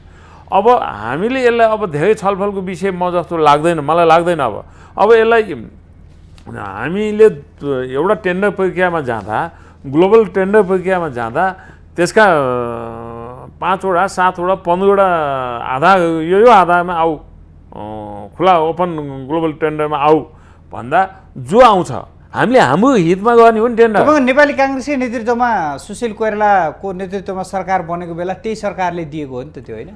भारतलाई त्यो जुन कम्पनीलाई दिन खोजेको थियो, दिएको होइन, दिन खोजेको त्यो मध्येको त्यो बेलामा त्यो कम्पनीले पनि जस्तो 75 अरब रुपियाँ 3% ब्याजमा त्यो कम्पनीले ल्याउने कुरा आयो। र 75 अरब 3% ब्याजमा आउँदा हामीले केही थप्दा सम्झौता गर्दाखेरि फास्ट ट्र्याक बन्छ भन्ने कुरो सुरुमा जब त्यहाँबाट कुरो आएपछि यो अघि बढ्या हो। तर हामीले बृहत रूपमा त्यसका सम्झौता र त्यसका सम्झौताका आधारहरू अध्ययन गरिसकेपछि अघि जुन विषयमा जुन टर्म्स एन्ड कन्डिसनको कुरा भएको थियो त्यही टर्म्स एन्ड कन्डिसनमै राखेर कोइराला सरकारले दिन खोजेको त हो नि, होइन? टर्म्स एन्ड कन्डिसन चाहिँ हामीले बनाउने हो।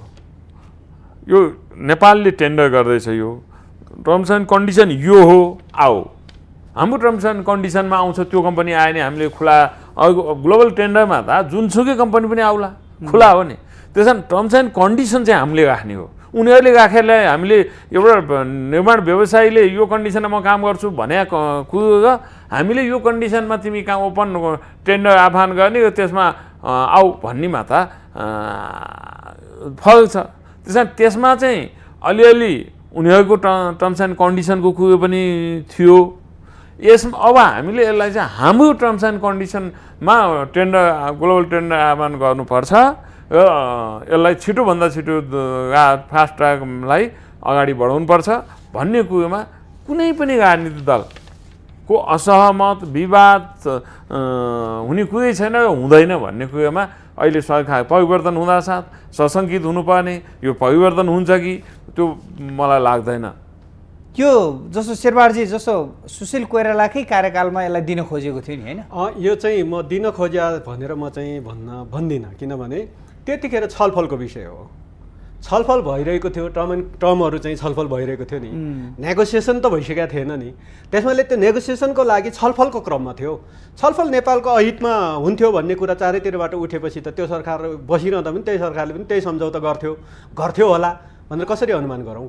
किनभने त्यतिखेर नेगोसिएसन गर्नको लागि विभिन्न टर्महरूको बारेमा छलफल चाहिँ चलिरहेको हो र त्यो छलफल चलिरहँदाखेरि कैयौँ चाहिँ बुँदाहरू हाम्रो राष्ट्रहित चाहिँ अनुकूल छैन है भन्ने हिसाबले जब छलफल हुँदै गइरहेकै थियो नि, त्यस प्रकारले दिन खोजेकै थियो भन्ने चाहिँ म अहिले भन्न सक्दिनँ, किनभने त्यसरी आरोप लगाइहाल्नु पनि हुँदैन।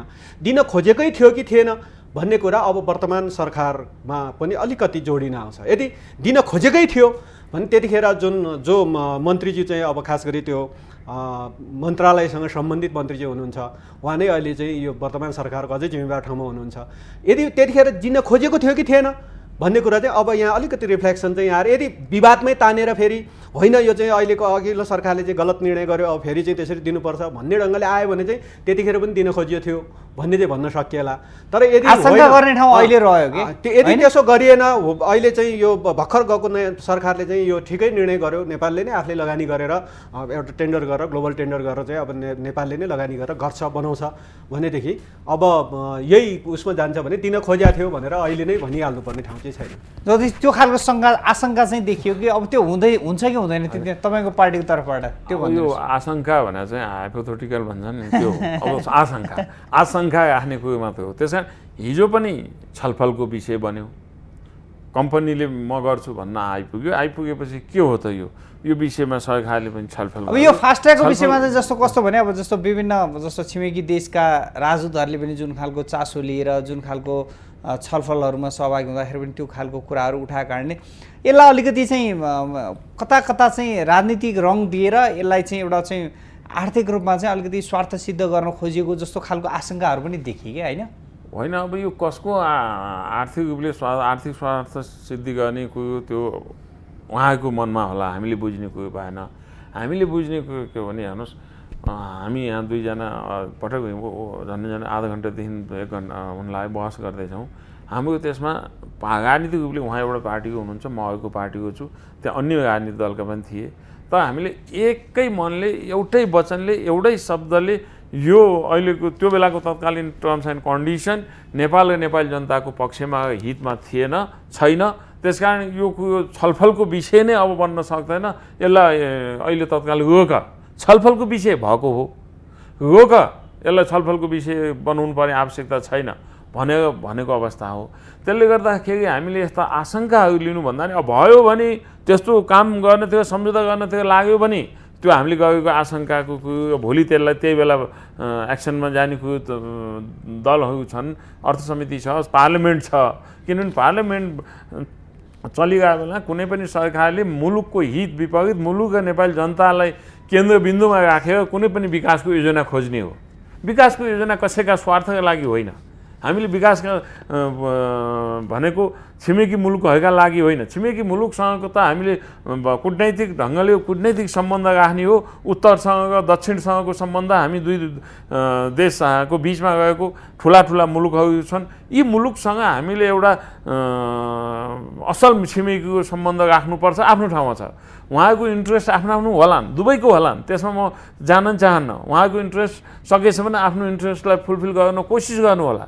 त हामीले त्यो कुरोलाई छाडेर दुइटैलाई कन्भिन्स गर्ने हो। मुलुक हाम्रो नेपालको नेपाली जनतालाई केन्द्रबिन्दुमा राखेर कुनै पनि राष्ट्रिय योजना राष्ट्रिय गौरवको योजनालाई अगाडि बढाउने हो। त्यसकारण यो काहीँ कसैले कुनैसँग शङ्का आशंका गर्नुपर्ने कुरो छैन। तपाईँ एकदम स्पष्ट हुनुहोस्। म नेपाली कङ्ग्रेस अहिले आशंकाको कुरा गर्दा नेपाली कङ्ग्रेसको त्यो मन्त्रालय पनि छ, त्यो मन्त्रालय पनि हुँदा आशंकाको कुरा आएको छ भने मैले नेपाली कङ्ग्रेस सांसदको हैसियतले भने म आफूले हिजो अर्थ समितिमा राखेँ अडान जे हो, आज पनि त्यो अडानमा 1 इन्च परिवर्तन हुन दिन्न, हुनको लागि हुने कुरोमा म सहमत छैन। यसरी मैले भनेको छु। शेरबहादुरजी जस्तो गत साउन 3 गते चाहिँ एकजना भारतीय राजदूतले नेपाली काङ्ग्रेसका सभापति शेरबहादुर देवाललाई पनि भेटेर चाहिँ यही विषयमा पनि कुराकानी गर्नुभएको भन्ने समाचारहरू पनि बाहिर आएका थिए। उहाँले चाहिँ यो जुन फास्ट ट्र्याकको काम छ यो चाहिँ फेरि भारतलाई नै दिनु पर्यो भन्ने खालका कुराहरू आए भनेर समाचारहरू पनि आए। यो वास्तवमा यो फास्ट ट्र्याकको काम भारतीय कम्पनीलाई दिनै नहुने हो कि अथवा यसलाई कसरी दिनुपर्ने हो भन्ने मैले तपाईँलाई अघि सुरुमै भने कम्पनी प्राइभेट कम्पनी हो र प्राइभेट कम्पनीको चाहिँ हित भनेको उसले जहिले पनि उसले नाफा नदेखिकन आउँदैन। र एउटा प्राइभेट कम्पनीको भारतको एउटा प्राइभेट कम्पनीको नाफा र नेपालको सिङ्गो राष्ट्रको चाहिँ घाटा यो कुरा म्याच हुन्छ कि हुँदैन। र राजदूतले पनि त्यो तहमा छलफल गरे त्यो कम्पनीलाई एउटा प्राइभेट कम्पनीको हितको लागि चाहिँ उसले गर्यो भन्ने म ठान्दिनँ। किनभने हो ठिक छ सिँगै भारतले हामी त्यो बनाइदिन्छौँ, हामी त्यो टोटल अनुदान हामी दिन्छौँ र हामी कसलाई दिन्छौँ ठेक्का हामी उसैलाई दिन्छौँ तर बनाइदिन्छौँ भनेर उभियो भने त्यसको स्वागत गर्नुपर्ने नै हुनसक्छ। तर तपाईँको चाहिँ एउटा निश्चित कम्पनीलाई दिने अनि त्यसपछि त्यो कम्पनीले भनेअनुसारको त्यहाँ चाहिँ 45,000 प्रतिदिन गाडी गुडेन भने अनि त्यसको क्षतिपूर्ति नेपाल सरकारले दिने जस्तो सम्झौताको लागि चाहिँ अनि एउटा कम्पनी ऊ फाइदा नदेखिकन त ऊ त आउँदैन नि। एउटा कम्पनी एउटा प्राइभेट कम्पनी किन त्यसको लागि चाहिँ शर्तहरू तेर्स्याएर अनि नेपाल सरकारसँग कुरा गर्न तयार छ त? किन आइरहेको छ त पटक पटक? किन यहाँ इन्फ्लुएन्स गरिरहेको छ त? तपाईँले अघि भन्नुभयो जस्तै कोही राजदूतले नै इन्फ्लुएन्स गर्छ कि सरकारमा बसेको मन्त्रीहरूलाई इन्फ्लुएन्स गर्छ कि अथवा मन्त्री चाहिँ सम्बन्धितै मन्त्रालयको मन्त्रीलाई इन्फ्लुएन्स गर्छ कि अनि त्यो कुरा चाहिँ नेपाली जनताले भोगिदिनु पर्ने, नेपालको सिङ्गो पार्लियामेन्टले चाहिँ छाप लगाइदिनु पर्ने? त्यस्तो त हुँदैन। त्यसले समग्रमा अध्ययन गर्दाखेरि त्यसरी चाहिँ दिने सिस्टम जुन सिस्टमबाट चाहिँ दिन खोजिएको छ, जुन सिस्टमबाट चाहिँ दिनको लागि भनेर छलफल चलेको थियो हिजो त्यो कुरा नै गलत थियो र छलफल चल्यो नेपाल सरकारले दिने तहमा पुगेन, यही राम्रो कुरा भयो। नपुगोस् भनेरै हामीले संसदको समितिभित्र छलफल गऱ्यौँ नि। त्यसो भएको हुनाले यो चाहिँ त्यही हो। कम्पनीहरू त थुप्रो कम्पनीहरू छन्, ठुल्ठुला कम्पनीहरू होलान्, भारतको मात्र होइन अरू देशका पनि होलान्। त्यसो हुँदाखेरि त्यहाँ केही न केही स्वार्थ केही न केही फाइदा चाहिँ आफ्नो पक्षमा नराखिकन ऊ चाहिँ यहाँ आउँदैन। त्यस भएको हुनाले राष्ट्रको फाइदा चाहिँ कसरी हुन्छ भन्ने कुरामा त हामीले त्यति त सोच्नै पऱ्यो नि। त्यस भएको हुनाले भारतको कम्पनीलाई दिनै नहुने भन्ने भन्दा पनि त्यो दिँदाखेरि नेपाललाई कति फाइदा छ त्यो राष्ट्रलाई हुने फाइदालाई हेरेर गरिने हो नि छलफल। त्यसरी छलफल गर्दाखेरि विगतमा जुन कम्पनी आएको थियो उसको हकमा त्यो चाहिँ उसले जुन शर्तहरू लिएर आएको थियो त्यो शर्त चाहिँ नेपालको हित विपरीत छ, हामीले ठहर गरेको यति हो। र अब अन्य कम्पनीहरू पनि आउलान् अथवा तिनै कम्पनी फेरि पनि छलफल गर्न आउला, नेपालको हितको पक्षमा चाहिँ राम्रा शर्तहरू लिएर आएर छलफल गर्ने स्थिति बन्यो भने त फेरि पनि त नेपाल सरकारले छलफल त गर्न सक्छ नि। त्यही त अब यो निर्माणको काम जुन रफ्तारमा जनताले अपेक्षा गरेका छन् होइन अहिले त तपाईँ अब त यो अहिले जुन यो आर्थिक वर्षमा त चालु आर्थिक वर्षमा 10 अरब रुपियाँको 6 पैसा त्यो पैसाले अब कति काम गर्ने हो त्यसको टेन्डर हुन्छ, त्यो प्रक्रिया त अगाडि बढ्छ। त्यसमा अब आउने भने त अर्थ समितिले यसको त्यो अनुमान गर्दाखेरि कम लागत भन्दाखेरि कति जतिको तपाईँहरूले अनुमान गर्नुभएको थियो? सुरुमा तपाईँको यो 2008मा यो परियोजनाको लागि 56 अरबको अनुमान गरियो, त्यसपछि तपाईँको फेरि दोस्रो पटक गर्दाखेरि यसलाई 96 अरबमा पुर्याइयो, फेरि अहिले तपाईँको यसलाई चाहिँ 1 खर्ब 12 अरब 96 बाट तपाईँको अहिले 1 खर्ब 12 अर्ब पुग्यो। त्यो 1 खर्ब 12 अरब चाहिँ यो निकै नै बढी मूल्याङ्कन हो, यो निकै बढी मूल्याङ्कन हो। हामीले अर्थ समितिको खास गरी उपसमितिले अध्ययन गर्दाखेरि हामीले त्यस्तै लाग्छ बिलो 80। तपाईँहरूले यो अहिलेको अनुमान अनुसार अब जुन सरकारले अहिले छुट्याएको 10 अरब छ, 10 अरबकै हाराहारीमा कुरा गर्यो भने कम्तीमा 10 वर्ष होइन, यो त यस्तो हो नि, यो इनिसियल फेज 11 वर्ष लाग्यो। यो आर्थिक वर्षमा यति छुट्यायो भने कामको रफ्तार कति बढ्छ? जस्तो यो आर्थिक वर्षमा 10 अरबको काम भयो भने अर्को वर्ष चाहिँ कमसेकम 20-30 अरबको काम हुने ढङ्गले चाहिँ अब एउटा पूर्वाधार बनिसक्छ नि त। त्यसो हुँदाखेरि नेक्स्ट इयर जाँदाखेरि हामी चाहिँ अब 20-30 अरबको कामहरू हुन सक्ला। अर्को काम गर्दै कमसेकम 4 वर्ष 5 वर्षभित्र त यो आयोजन त सुरु गरेको सम्पन्न गर्नै पर्छ। यो आर्थिक वर्षमा हामीले हुन त अब सुरुदेखि यसको ट्र्याक ओपनदेखि गर्दाखेरि त अलि लामो लाग्यो, तर पनि अब यसको कम्प्लिट गर्ने फेजमा जाँदाखेरि चाहिँ अब यो आर्थिक वर्ष किनभने ठेक्का कम्पनीहरूले पनि होइन 50औं अरबको काम एकै वर्षमा त सक्दैन नि। त्यसो भएको हुनाले त्यसलाई चाहिँ अब निश्चित पाट गरेर कमसेकम 5 वर्षभित्र सरकारले यो अहिले तपाईँहरूले भनेकै कुरालाई आधार मानेर यसो हेर्ने हो भने पनि सरकारले गर्ने भन्ने कुरा हेर्दाखेरि र तपाईँको जति कुरा गर्दाखेरि जति रमाइलो र जति राष्ट्रवादी देखिन्छ, यो काम गराइबाट हेर्ने हो भने यो त्यति सान्दर्भिक र त्यति व्यवहारिक होला जस्तो चाहिँ देखिएन क्या। कुरा कस्तो हुन्छ भने फेरि पनि तपाईँको चाहिँ सरकारले गर्ने भने सरकारको कोही निकाय गएर आफै काम गर्ने। आखिर तपाईँको सरकारले गर्ने छुट्याउने त तपाईँले प्रत्येक वर्ष पैसा छुट्याउने, छिटो गर्नको लागि त्यसको के सहजीकरण गरिदिनु पर्ने हो गरिदिने। त्यो पैसा छुट्याइसकेपछि सम्बन्धित निकायले त्यसको टेन्डरिङ प्रोसेसदेखि लिएर सबै काम अगाडि बढ्छ नि। जस्तो भनौँ न टेन्डर गर्दा अहिले यो वर्षको लागि छुट्याएको 10 अरबकैमा तपाईँहरूले टेन्डर आह्वान गर्ने त हो।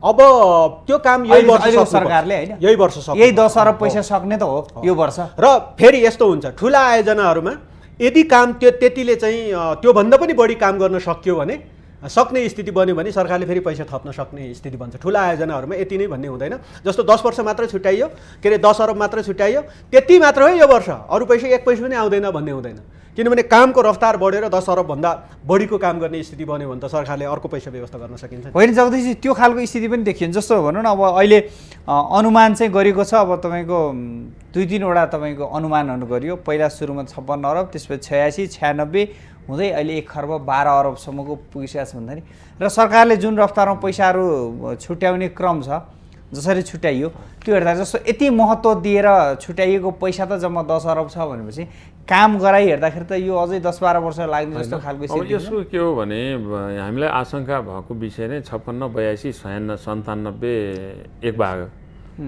यसरी बढ्दै यो गतिमा बढ्दै गयो। आशंकाको विषय त्यहीँ गयो सुरुमा।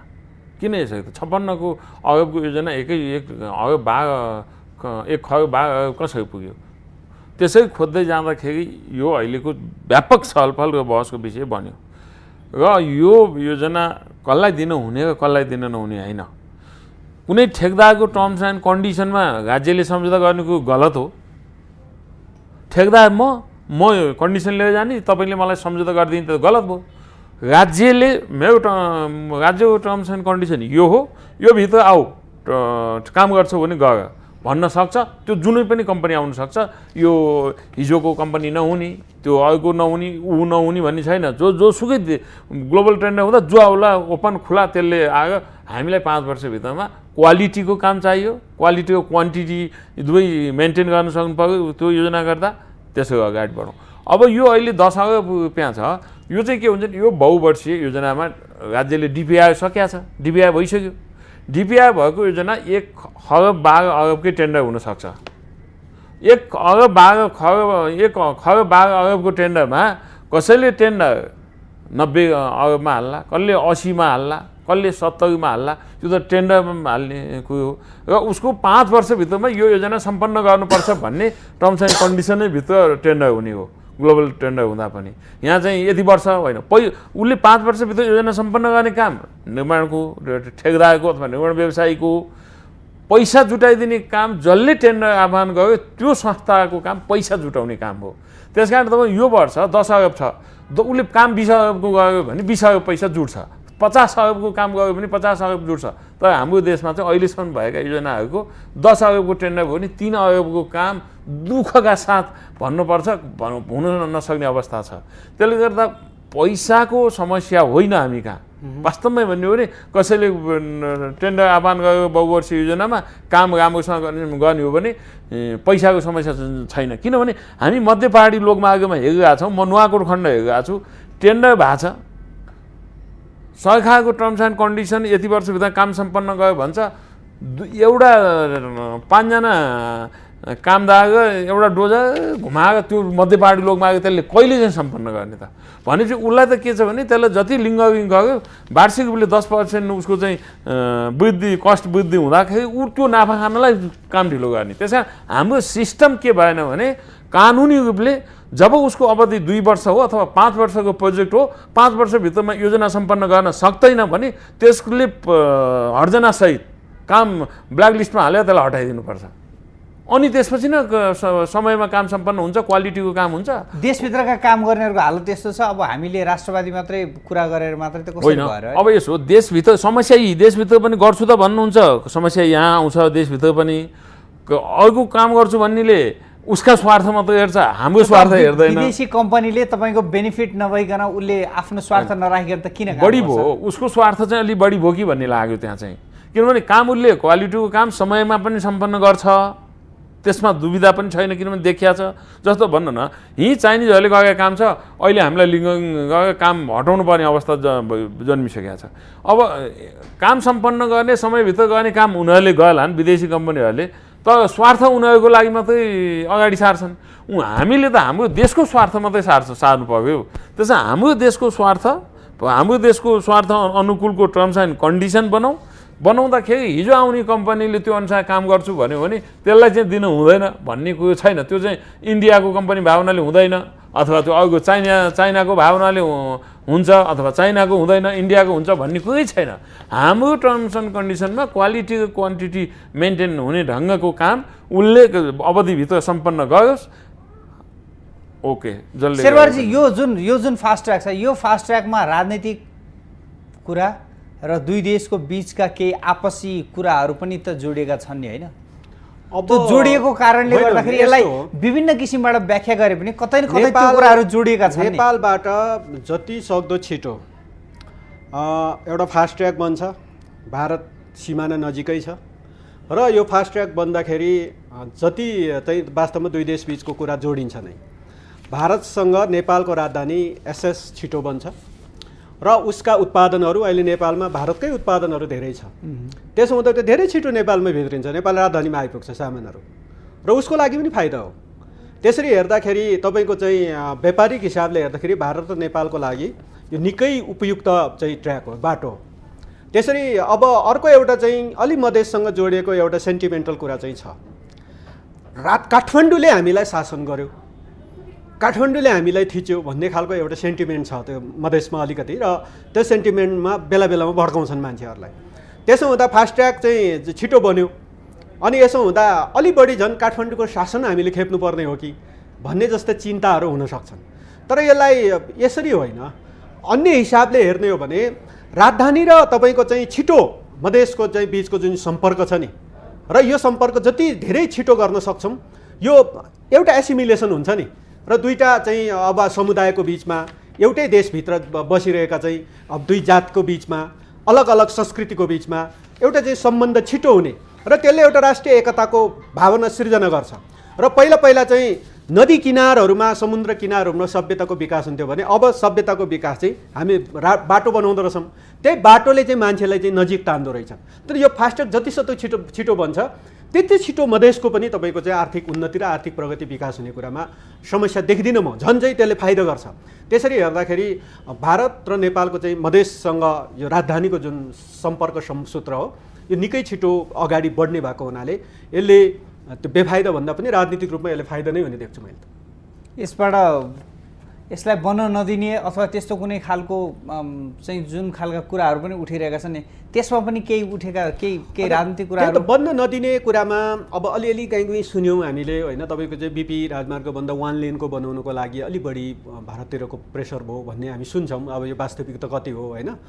तर यसले चाहिँ अलि नर्थतिरको चाहिँ अलि छिटो एसेस चाहिँ बाटो छिटो बन्यो भने अलि हुन्छ कि अहिलेको जमानामा, अहिलेको टेक्नोलोजीको जमानामा यस्ता कतिपय कुराहरू होइन सडक मार्गबाट एकदम चाहिँ छिटो चाहिँ सम्पर्क होला, छिटो चाहिँ अन्य कुरा जसरी अब अरू आर्थिक हिसाबले सांस्कृतिक हिसाबले सम्पर्कको साथै अन्य हिसाबले पनि चाहिँ तपाईँको चाहिँ इन्फ्लुएन्स होला भन्ने जस्ता चिन्ताहरू वास्तवमा अबको युगमा यो सोच्ने विषय नै होइन वास्तवमा। किनभने अहिलेको यो साइन्स एन्ड टेक्नोलोजीको युगमा कुनै पनि देशले सोच्ने होइन, दक्षिणको देशले पनि सोच्ने होइन, उत्तरको देशले पनि सोच्ने होइन। जगदीशजी त्यो खालको कुराहरू पनि सुनिन्छन्, होइन? जस्तो यो दुई देशको बिचको कुरा, जस्तो नेपाल भारत चीनसँगको सम्बन्धका विषय पनि यो फास्ट ट्र्याकसँग जोडिएको, त्यसपछि अन्य राजनीतिक कुराहरू पनि जोडिएको भन्ने जस्ता खालका कुराहरू पनि उठेका छन्। कतै यो बन्न दिने नदिने यसका विषयमा जुन खालका कुराहरू उठेका छन् त्योसँग यो कुराहरूको जोडमेल छ कि छैन? त्यो तालमेल खाँदैन। यसमा फास्ट ट्र्याक बनोस् भन्ने पक्षमा दुवै देश, हाम्रा छिमेकीहरू दुवै यसको पक्षमा छन्। किन छन् भने जस्तो यो फास्ट ट्र्याक एकातिर बनोस्, टोखाबाट नुवाकोट सुरुङ मार्ग बनोस्, त्यहाँबाट रस्पा नाकासम्म हामीले 4 लाइनको सडक बनाउँदैछौँ। यसले गर्दाखेरि दुई देशको बिचको व्यापारिक सम्बन्धको केन्द्र नेपाल पनि बन्छ। यो पक्षमा भारत पनि, किनभने भारतलाई पनि त्यो व्यापारिक सम्बन्धलाई प्रगाढ बनाउनु छ, चाइनालाई पनि आफ्ना उत्पादन भएका वस्तुहरू पुर्याउने ठाउँमा पुर्याउनलाई सहज एक्सेस हुने रोड हो यो। त्यसले गर्दा यसभित्र उहाँहरूको त्यस्तो केही स्वार्थ नहोस् भन्ने मलाई लाग्दैन। यो हामीले सोच्ने कुरो पनि छैन।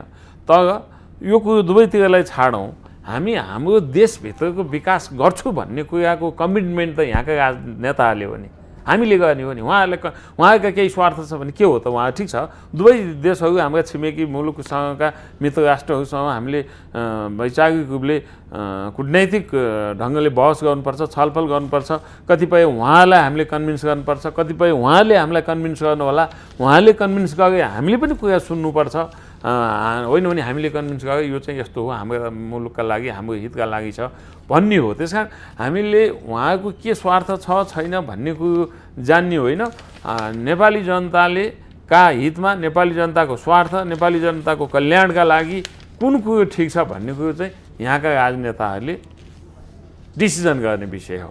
त्यसकारण दुवै छिमेकीहरूलाई हामीले समान दृष्टिकोणले समान व्यवहार गर्दै अगाडि बढ्ने दायित्व पनि यो देशको राजनेताहरूको, सरकारको पनि हो। र हामीले समान रूपले सहमतिमा ल्याएर यो यस्ता हाम्रा राष्ट्रिय गौरवका योजनाहरूलाई पनि अगाडि बढाउने दायित्व पनि हाम्रो दायित्वभित्र पर्छ। किन अल्मलिरहेछ त यो? तपाईँलाई किन लाग्छ यसो अल्मलिरहेको त अब न सुरु हुने भयो। अब हामीले अहिले यसमा विशुद्ध तपाईँको प्राविधिक कारणले मात्र अल्मलिएको हो यो विषय होइन? अलिकति त मैले भनिहालेँ, हिजो फास्ट ट्र्याकको लागि जुन कम्पनीले आकाङ्क्षा राख्यो, त्यो कम्पनीले आकाङ्क्षा राख्दा उसका आधारहरू यो आधारमा म गर्छु, टर्म्स एन्ड कन्डिसन यो हुनुपर्छ भनेर उसको टर्म्स एन्ड कन्डिसनमा हामी छलफलमा लाग्यौँ। त्यसले गर्दा उसको टर्म्स एन्ड कन्डिसनमा हामीले छलफलमा लाग्दाखेरि हाम्रो त त्यहाँ त हितमा थियो कि थिएन भन्ने बहस भयो। त्यही त हाम्रो हितमा त्यो छ कि छैन भन्ने बहस भएपछि नै लम्ब्यो। अब हामीले, मैले अहिले पनि भनिसकेँ, अब हामीले हाम्रो हितमा हाम्रो टर्म्स एन्ड कन्डिसन यो हो, यो भित्र आएर तिमी काम गर्न आउन सक्छौ, ठिक छ, आऊ, खुला स्वागत छ। होइन सक्दैनौ भने ग्लोबल टेन्डर गर्दा जसले काम गर्न आउन सक्छ त्यसलाई खुला रूपले दिँदा हुन्छ। त्यस कारण के छ भने यसमा रोकिने कोही छैन। यो बजेट सरकारले बजेट भर्खर साउनमा पास गर्यो। बजेट पास गरेपछि यसको प्रक्रियामा टेन्डर अब डिपिआर भएकै छ, बहुवर्षीय योजनामा टेन्डर हुन्छ। अब ग्लोबल टेन्डर हुँदाखेरि अब कुन चाहिँ कम्पनीले आयो भोलि कतिमा हाल्ला, हामीले त एकमुष्ट डिपिआर अनुसारको जुन कस्ट छ त्यो कस्ट अनुसारको बहुवर्षीय यो टेन्डर आह्वान गर्ने हौँ। त्यसले गर्दाखेरि यो लम्बेको लिङ्गरिङ भएको भन्ने कुरो छैन। अब यसको त प्रोसेसमै अघि बढिरहेको छ। यो प्रोसेसमा अघि बढ्दा हामीले, सरकारले आफ्नो हितमा कसरी हुन्छ बढीभन्दा बढी नेपाली जनतालाई केन्द्रबिन्दुमा राखेर काम अगाडि बढाउनुपर्छ। किन शेरवारजी किन विलम्ब भइरहेछ? यसमा कुनै अरू कारण केही लुकेको छैन? यसमा सिर्फ त्यही प्राविधिक कारणहरू मात्रै हो? वास्तवमा दुई देश बिचको कुनै देशसँग जोडिएर यसलाई अहिले हेर्नु कुनै उचित छैन। किनभने कुनै एउटा कम्पनी, कुनै राष्ट्रको कम्पनी चाहिँ अर्को राष्ट्रमा गएर काम गर्छ भने त्यो राष्ट्रको राजदूतले कमसेकम मेरो देशको कम्पनीले त्यहाँ काम गर्न आउन खोज्दैछ, त्यसो हुँदा के हो है, कसरी हुँदैछ भन्ने कुरो त भारतको मात्र हो नि, चिनको पनि राजदूतले चाहिँ कहिलेकाहीँ उसको कम्पनीले नेपालमा काम गरिरहेको सन्दर्भमा उसले पनि चासो व्यक्त गर्छ। र तपाईँ अमेरिकन कम्पनीहरू कुनै अर्को देशमा चाहिँ अमेरिकन राजदूत छ भने उसले पनि चासो व्यक्त गर्छ, किनभने उसको देशको कम्पनी हो। त्यो चासो व्यक्त गर्नलाई अस्वाभाविक रूपमा लिनु हुँदैन, किनभने त्यसलाई चाहिँ दुई देश बिचको सम्बन्धको कुरालाई जोडेर अनि त्यसपछि उता छिमेकी चीन, भारत अनि यिनीहरूको बिचको चाहिँ टसल्पो छ कि भनेर हामी अनावश्यक ढङ्गले यसरी खोतल्दैछौँ, होइन कि यसरी जानु हुँदैन। हामी के भयौँ भने दक्षिणतिर बढी हामी बायस भए जस्तो देखिन्छ कि कहिलेकाहीँ यसो कतै सोद्धाखेरि हामी त्यो बायस हुनु पर्दैन। जस्तो के त्रिशुली सेकेन्ड त्यहाँ बन्द भयो, त्यहाँको स्थानीय जनताले उसको माग राखे बन्द गरे। तर चाइनिज एम्बेसडरले चाहिँ नेपाल सरकारसँग यसरी तिमीहरू त्यसलाई तत्काल त्यहाँको समस्या समाधान गर्दैनौ भने हामी कम्पनी छाडेर जान्छ भनेर भन्यो। त्यो कुरो कसैलाई मतलबै भएन, स्वाभाविकै हो नि। गयो नि त, हो त, उसको कम्पनी आयो काम गरिरहेको छ, यहाँ बन्द गरिदिएको छ, ऊ काम गर्न सक्ने, ऊ त घाटामा व्यापार त कसैले गर्नेवाला छैन। अनि उसले त गयो नि कहाँ त भन्दा आफ्नो देशको प्रतिनिधिसँग। हामीले विभिन्न देशहरूमा हाम्रा प्रतिनिधि त्यहाँ हाम्रा नेपाली मरेका होलान्, थुनिएका होलान्, हाम्रो प्रतिनिधि मार्फत त्यसको उद्धार गर्न खोजे जस्तै के भने छिमेकीहरूले आफ्नो देशका कम्पनीहरू आएर यहाँ काम गर्दाखेरि उसलाई काहीँ बाधा व्यवधान अप्ठ्यारो असहज भयो भने त्यसलाई सहजीकरण गर्दा साथ हामी के भन्न ठान्छौँ, अब भारतले आएर भारतीय एम्बेसडरले आएर मन्त्रीलाई भेटेर अथवा प्रधानमन्त्रीलाई भेटेर भन्यो भने यी दबाब भयो भन्छौँ। त अब चाइनिज एम्बेसडरले भेटेको दबाब भन्दैनौँ हामी, किनभने अब त्यो स्वाभाविक के हो हाम्रो थाहा छैन। हामी एन्टी इन्डियन एउटा सोच हामीमा बढी गयो, त्यो नराखौँ। हामीले स्वच्छ रूपमा वास्तवमा नेपालको हितमा जे हुन्छ त्यही गरौँ क्या। हामीले जाने त्यति हो, हामी छिमेकीहरूको हितमा काम गर्न यो मुलुकमा जन्मेका होइनौँ। कुनै पनि यहाँका राजनीतिक दल यो देशको हितमा काम गर्न राजनीति पनि गरे होला। त्यसले गर्दाखेरि त्योतिर नगइकन सबै चिजलाई सकारात्मक ढङ्गले सोचेर जाउँ, सकारात्मक सोचौँ, सोच सकारात्मक राखौँ। त बढी दबाब हुन थाल्यो भने चाहिँ हामीले त्यो बेला चाहिँ सोच्नुपर्छ किन यस्तो मुद्दाहरूलाई किन यसरी जोड्ने गरिन्छ शेरबहादुरजी? यो चाहिँ हाम्रो नेपालको राजनीतिको के भन्ने यो विडम्बना, किन हामी आफै ठान्छौँ क्या त्यत्तिकै। कोही हामी उत्तरको एकदम चाहिँ भन्छौँ, कोही हामी दक्षिणको, त्यो आफैलाई के न ठानेर बसेका छौँ क्या हामी। किनभने चाइना र इन्डिया बिचको उनीहरूको सम्बन्ध उनीहरूकै स्तरको छ नि। त्यो के नेपालले चाहिँ हामी यहाँकै केही राजनीतिक दलका हामी जस्ता एक दुईजना कार्यकर्ताले ठेक दिएर हामीले चाहिँ गरिदिएर हामीले बाटो बन्द दिएर वा नदिएर अनि उनीहरूको सम्बन्ध चाहिँ ठुलो हुने र नहुने हुन्छ र? त्यो एउटा विशाल राष्ट्र भारत छ दक्षिणतिर, एउटा विशाल राष्ट्र उत्तरतिर, आर्थिक रूपमा चाहिँ अगाडि बढिरहेको दुईवटा विशाल राष्ट्र बिचको उनीहरू बिचको सम्बन्ध उनीहरू नै गर्छन् नि। कस्तो तरिकाले सम्बन्ध गर्ने भन्ने कुरो त उनीहरूकै कुरा हो नि। त्यसो हुँदा हामी चाहिँ के न चाहिँ जिम्मेवार जस्तो एकदम उनीहरू दुईजनाको बिचमा चाहिँ हामी बस्या जस्तो, हामी तानिया जस्तो किन ठान्नुपर्ने हामीले? त्यसो भएको हुनाले जस्तो अघि नै भन्यो नि, मैले पनि भने कि कुनै पनि मुलुकमा बसेको राजदूतावासले त्यो मुलुकमा आफ्नो देशको कुनै कम्पनी आउँछ भने त्यसको लागि उसले चासो व्यक्त गर्छ। त्यो चाइनाले पनि गर्छ, इभन अमेरिकाले पनि गर्छ, भारतले पनि गर्छ। तर त्यही कुरालाई लिएर हामीले चाहिँ एकदम चाहिँ राजनीतिक रूपमा पो अप्ठ्यारो परिरहेछ कि के पो अप्ठ्यारो परिरहेछ कि भन्ने जुन ठानेको छ नि, होइन। किनभने यो फास्ट ट्र्याक बन्नुपर्छ। बन्ने कुरामा अघि नै भने कि वास्तवमा भारत र चिनको लागि पनि फाइदा भयो। किन हामी चाहिँ अब केरुङ नाका खोल्दैछौँ, केरुङ नाका चाहिँ तपाईँको खोलेर चाहिँ यति काठमाडौँ चाहिँ फास्ट रूपमा चाहिँ त्यहाँबाट सामान यहाँ आउँछ भने त त्यही फास्ट ट्र्याकबाट चाहिँ इन्डिया जान सक्छ। इन्डियाको सामान नेपाल भएर नेपाल त मजाले ढाड राख्दै तेर्स्याउँदै अनि त्यसपछि उठाउँदै अनि त्यसपछि त्यहाँको चाहिँ ढाडको पैसा उठाउँदै खाए पनि पुग्छ नेपाललाई। त्योतर्फ हामीले सोच्न सक्यौँ भने वास्तवमा निकै ठुलो स्थिति बन्छ र त्यो दुईटा देशको लागि पनि फास्ट ट्र्याकको विषयमा पनि त्यस्ता खालका कुराहरू चाहिँ कता हामीले शङ्का गरिरहनु पर्दैन। वास्तवमा हामीले चाहिँ त्योसँग जोडेर हामी आफै बहस गर्दै अनेक यस्तो पो होला कि उस्तो पो होला कि, किनभने मैले अघि नै भने कि भारत र चिनले आफ्नो दुईटा भारत र चिनको बिचको उनीहरूको सम्बन्ध नेपाललाई हेरेर गर्नु पर्दैन, उनीहरूले आफै गर्न सक्छन्। किनभने त्यो तहको मुलुकहरू हो नि। त्यो तहको मुलुकहरूले नेपाल जस्तो एउटा देशमा खेलेर अनि यहाँ चाहिँ एउटा बाटो बन्द दिएर वा नदिएर अनि यहाँ एउटा चाहिँ बाटोमा एउटा तगारो तेर्साएर त्यो सम्भव छ र उनीहरू बिचको सम्बन्ध? त्यसो भएको हुनाले त्योतर्फ यी दुईटै मुलुक जान्छ जस्तो मलाई लाग्दैन। भारत पनि जाँदैन, चिन पनि जाँदैन। किन नेपालको स्वाभाविक रूपमा बढ्ने जुन विकासको गति छ यसमा सहयोगी नै बन्न सक्छन्, यी दुईटै मुलुक सहयोगी बन्न सक्छन्। चौधरीजी, खास यो कता हरेक बेलामा यस्ता खालका राजनीतिक विषय, यसलाई चाहिँ राजनीतिक विषय बनाएर र यो छिमेकी देशहरूसँग जोडेर हेर्ने जुन खालको एउटा नेपाली चलन बनाएको छ, अब यो साँच्चीकै हाम्रो लागि फाइदाजनक छ अथवा यो साँच्चीकै भएर गरिएको हो? हाम्रो सानो सङ्कीर्ण सोच भन्छौँ नि, ढुकुरको जस्तो छाती के, त्यस्तो ढुकुरको जस्तो छातीले मुलुक बन्दैन। हात्तीको जस्तो छाती लिनुपर्छ भन्ने पनि। अब भन्न न, एउटा कम्पनी, भारतीय कम्पनी, एउटा ठेकेदार कम्पनी, त्यस्तो ठेकेदार कम्पनी त्यहाँ 200 भन्दा बढी होला, कति होला। त्यो कम्पनीको एउटा मध्येले आएर नेपालको फास्ट ट्र्याक गर्छु, यस्ता फास्ट ट्र्याक 2000 फास्ट ट्र्याक यस्तो योजना उसैको देशमा नै होला भनेपछि योसँग सम्बन्ध भएको कसैले अथवा नेपालको कोही कम्पनीसँग सम्बन्ध भएर जिबी गएर यसलाई म पनि काम गर्छु भन्ने होला। तर के भने त्यो कम्पनी चाहिँ भारतको भयो, खालि सामान्य सोच भारतीय भयो भन्ने मात्र हो। होइन भने एउटा भारतीय कम्पनीले नेपालमा काम गर्न नहुने, एउटा चाइनिज कम्पनीले नहुने हो भने हाम्रो नेपाली कम्पनीले बेलायतमा गएर अमेरिकामा गएर काम गरिरहेको छ। हाम्रै कालिका कन्स्ट्रक्सन अमेरिकामा काम गरिरहेको छ, हाम्रो कालिका यो के अरे बेलायतमा काम गरिरहेको छ भनेपछि त्यो त प्रतिस्पर्धा गर्न जाँदा कम्पनीले ग्लोबल टेन्डर हुँदा प्रतिस्पर्धामा जाने हो, प्रतिस्पर्धा जाँदा जसले पनि पाउने भयो। त्यस कारण यसलाई यो एक देशसँगको भारतलाई यहाँको यो 1 अरबको काम कुन चाहिँ एउटा कम्पनीले पायो, त्यसले भारतै सम्पन्नशाली आर्थिक रूपले हुने पनि होइन।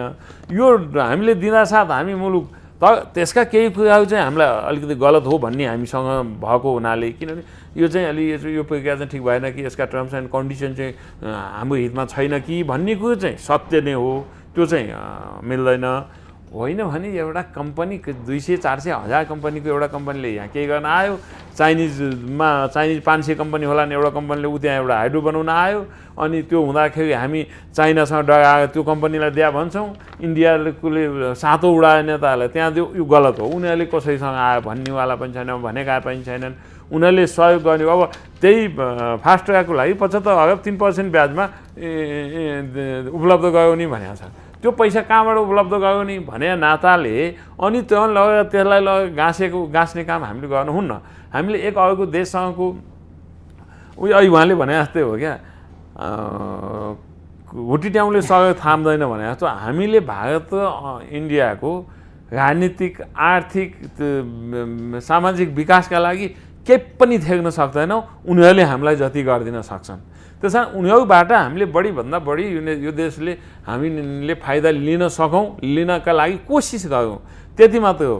तर हामीले गएर एउटा नेता गएर इन्डियामा गएर बुलुक्क उफ्रेर त्यहाँबाट केही हाम्रा कुरा केही हुनेवाला पनि छैन, चाइना गएर उफ्रेर केही हुनेवाला पनि छैन। खालि के छ भने दुवैसँगको एउटा छिमेकी मुलुक हुन असल छिमेकी व्यवहार गर्नुपर्छ।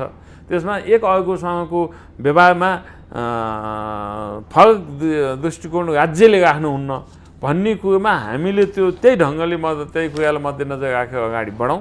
यो फास्ट ट्र्याक भनेको मुलुकको हितमा गरौँ, जनताको हितमा गर्नुपर्छ। कसरी जाँदाखेरि नेपाली जनताको हितमा छ र यो योजना छिटोभन्दा छिटो सम्पन्न गर्न सकिन्छ। यसबाट आर्थिक रूपले, सामाजिक रूपले, राजनीतिक रूपले जे जति फाइदा लिन सकिन्छ नेपाली जनताले पनि लिने हो। यसका लागि हामी कुनै विवाद भन्दा पनि, कुनै एक अर्कालाई लान्छना लगायो भन्दा पनि हामीले हाम्रो हित र कल्याणका लागि अघि बढौँ भन्ने विकल्प भन्दा अघि नसोचौँ। अब शेरबहादुरजी, अब यो जुन फास्ट ट्र्याक छ, यो फास्ट ट्र्याकको विषयमा दलहरूको बिचमा एक खालको सबै राजनीतिक दलहरूको बिचमा यसलाई यसरी लैजाउँ भन्ने विषयमा टेन्टेटिभ सहमति भइसकेको अवस्था नै हो भने अब सरकारको तहमा त निर्णय भइसकेको विषय भयो। तैपनि अब कता कता यसलाई दलहरूको बिचमा पनि एउटा पार्लियामेन्टभित्र हेर्दाखेरि, किनभने यसमा अलिक गहन विषय नै राखेर छलफल गरेको पार्लियामेन्टको समिति भनेको अर्थ समिति हो। अर्थ समितिले, विकास समितिले पनि छलफल गरेका छ। विकास समितिभित्र पनि यसमा विवाद छैन, तर पार्लियामेन्टभित्र पनि हेर्दाखेरि दलहरू बिचमा विमति चाहिँ म देख्दिनँ। किनभने विकास समिति पनि छलफल भएको छ, अर्थ समिति पनि छलफल भएको छ, र छलफल हुँदाखेरि यसलाई नेपालले नै आफैले आफ्नै लगानीमा र गर्न सकिन्छ र कुनै एउटा कम्पनी विशेषलाई जिम्मा लगाएर, जस्तो शङ्काको विषय त रह्यो 56बाट 1 खरब 12 अरब 56 अरबबाट अनि 1 खरब 12 अरब उठ्नको लागि हिसाब गर्दाखेरि प्रतिदिन 45,000 गाडी गुड्नु पर्ने। यदि 56 अरबको इस्टिमेटमा 56 अरब भनेको थियो भने त 45,000 गुड्नु पर्दैन थियो होला नि। अनि त्यो इस्टिमेट एकाएक बढ्ने, बरु केही मान्छेहरूले प्ले गरेका जस्तो देखियो के। यहाँ त राष्ट्र सरकार होइन कि, त्यो सरकारमा संलग्न केही मान्छेहरू, अनि त्यो कम्पनीको हितमा कम्पनीका केही मान्छेहरूसँग चाहिँ टाइअप गरेर चाहिँ अलिकति यसको इस्टिमेट बढाएर अनि त्यो अनुसारको गाडी कति गुड्ने हिसाब निकाल्दाखेरि अनि त्यो अनुसार चाहिँ जिम्मा लिन पाएदेखि मलाई पनि फाइदा हुने, तँलाई पनि फाइदा हुने भन्ने जस्तो हिसाबले केही मान्छेहरूले प्ले गरेको जस्तो देखियो। त्यो हो नि शङ्काको विषय भने चाहिँ।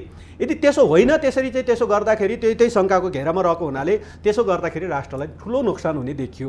त्यसैले सरकारले आफैले जिम्मा लिनुपर्छ भन्दाखेरि सरकारले जिम्मा लिइसकेको विषय भयो र पार्लियामेन्टभित्र पनि दलहरू बिचमा त्यस्तो धेरै विमति देखिया छैन। त्यस भएको कारणले अब फेरि दलहरू बिचमा विमति होला या अब उहाँ अहिले सत्तापक्षको म प्रतिपक्षको होइन, हामी दुईजनाको मत मिलिरहेछ भनेपछि अब धेरै यसमा दलहरू बिचमा विमति भएर धेरै अगाडि जाला जस्तो मलाई लाग्दैन। अब विमति हुनुपर्ने ठाउँै छैन, यो आयोजना नै अगाडि बढ्छ। अब आयोजनै अगाडि बढ्छ र छिटै यसको के प्रोसेस हो टेक्निकल प्रोसेसहरू छिटो गरेर यही आर्थिक वर्षबाट काम थाल्नुपर्छ भन्ने लाग्छ। अब यो फास्ट ट्र्याक कसरी अगाडि बढ्नुपर्छ र यसमा के कुराहरू हुनुपर्छ र यसलाई कसरी राष्ट्रिय गौरवको योजना बनाउन सकिन्छ भन्ने विषयमा नि हामी कुराकानी गर्नेछौँ।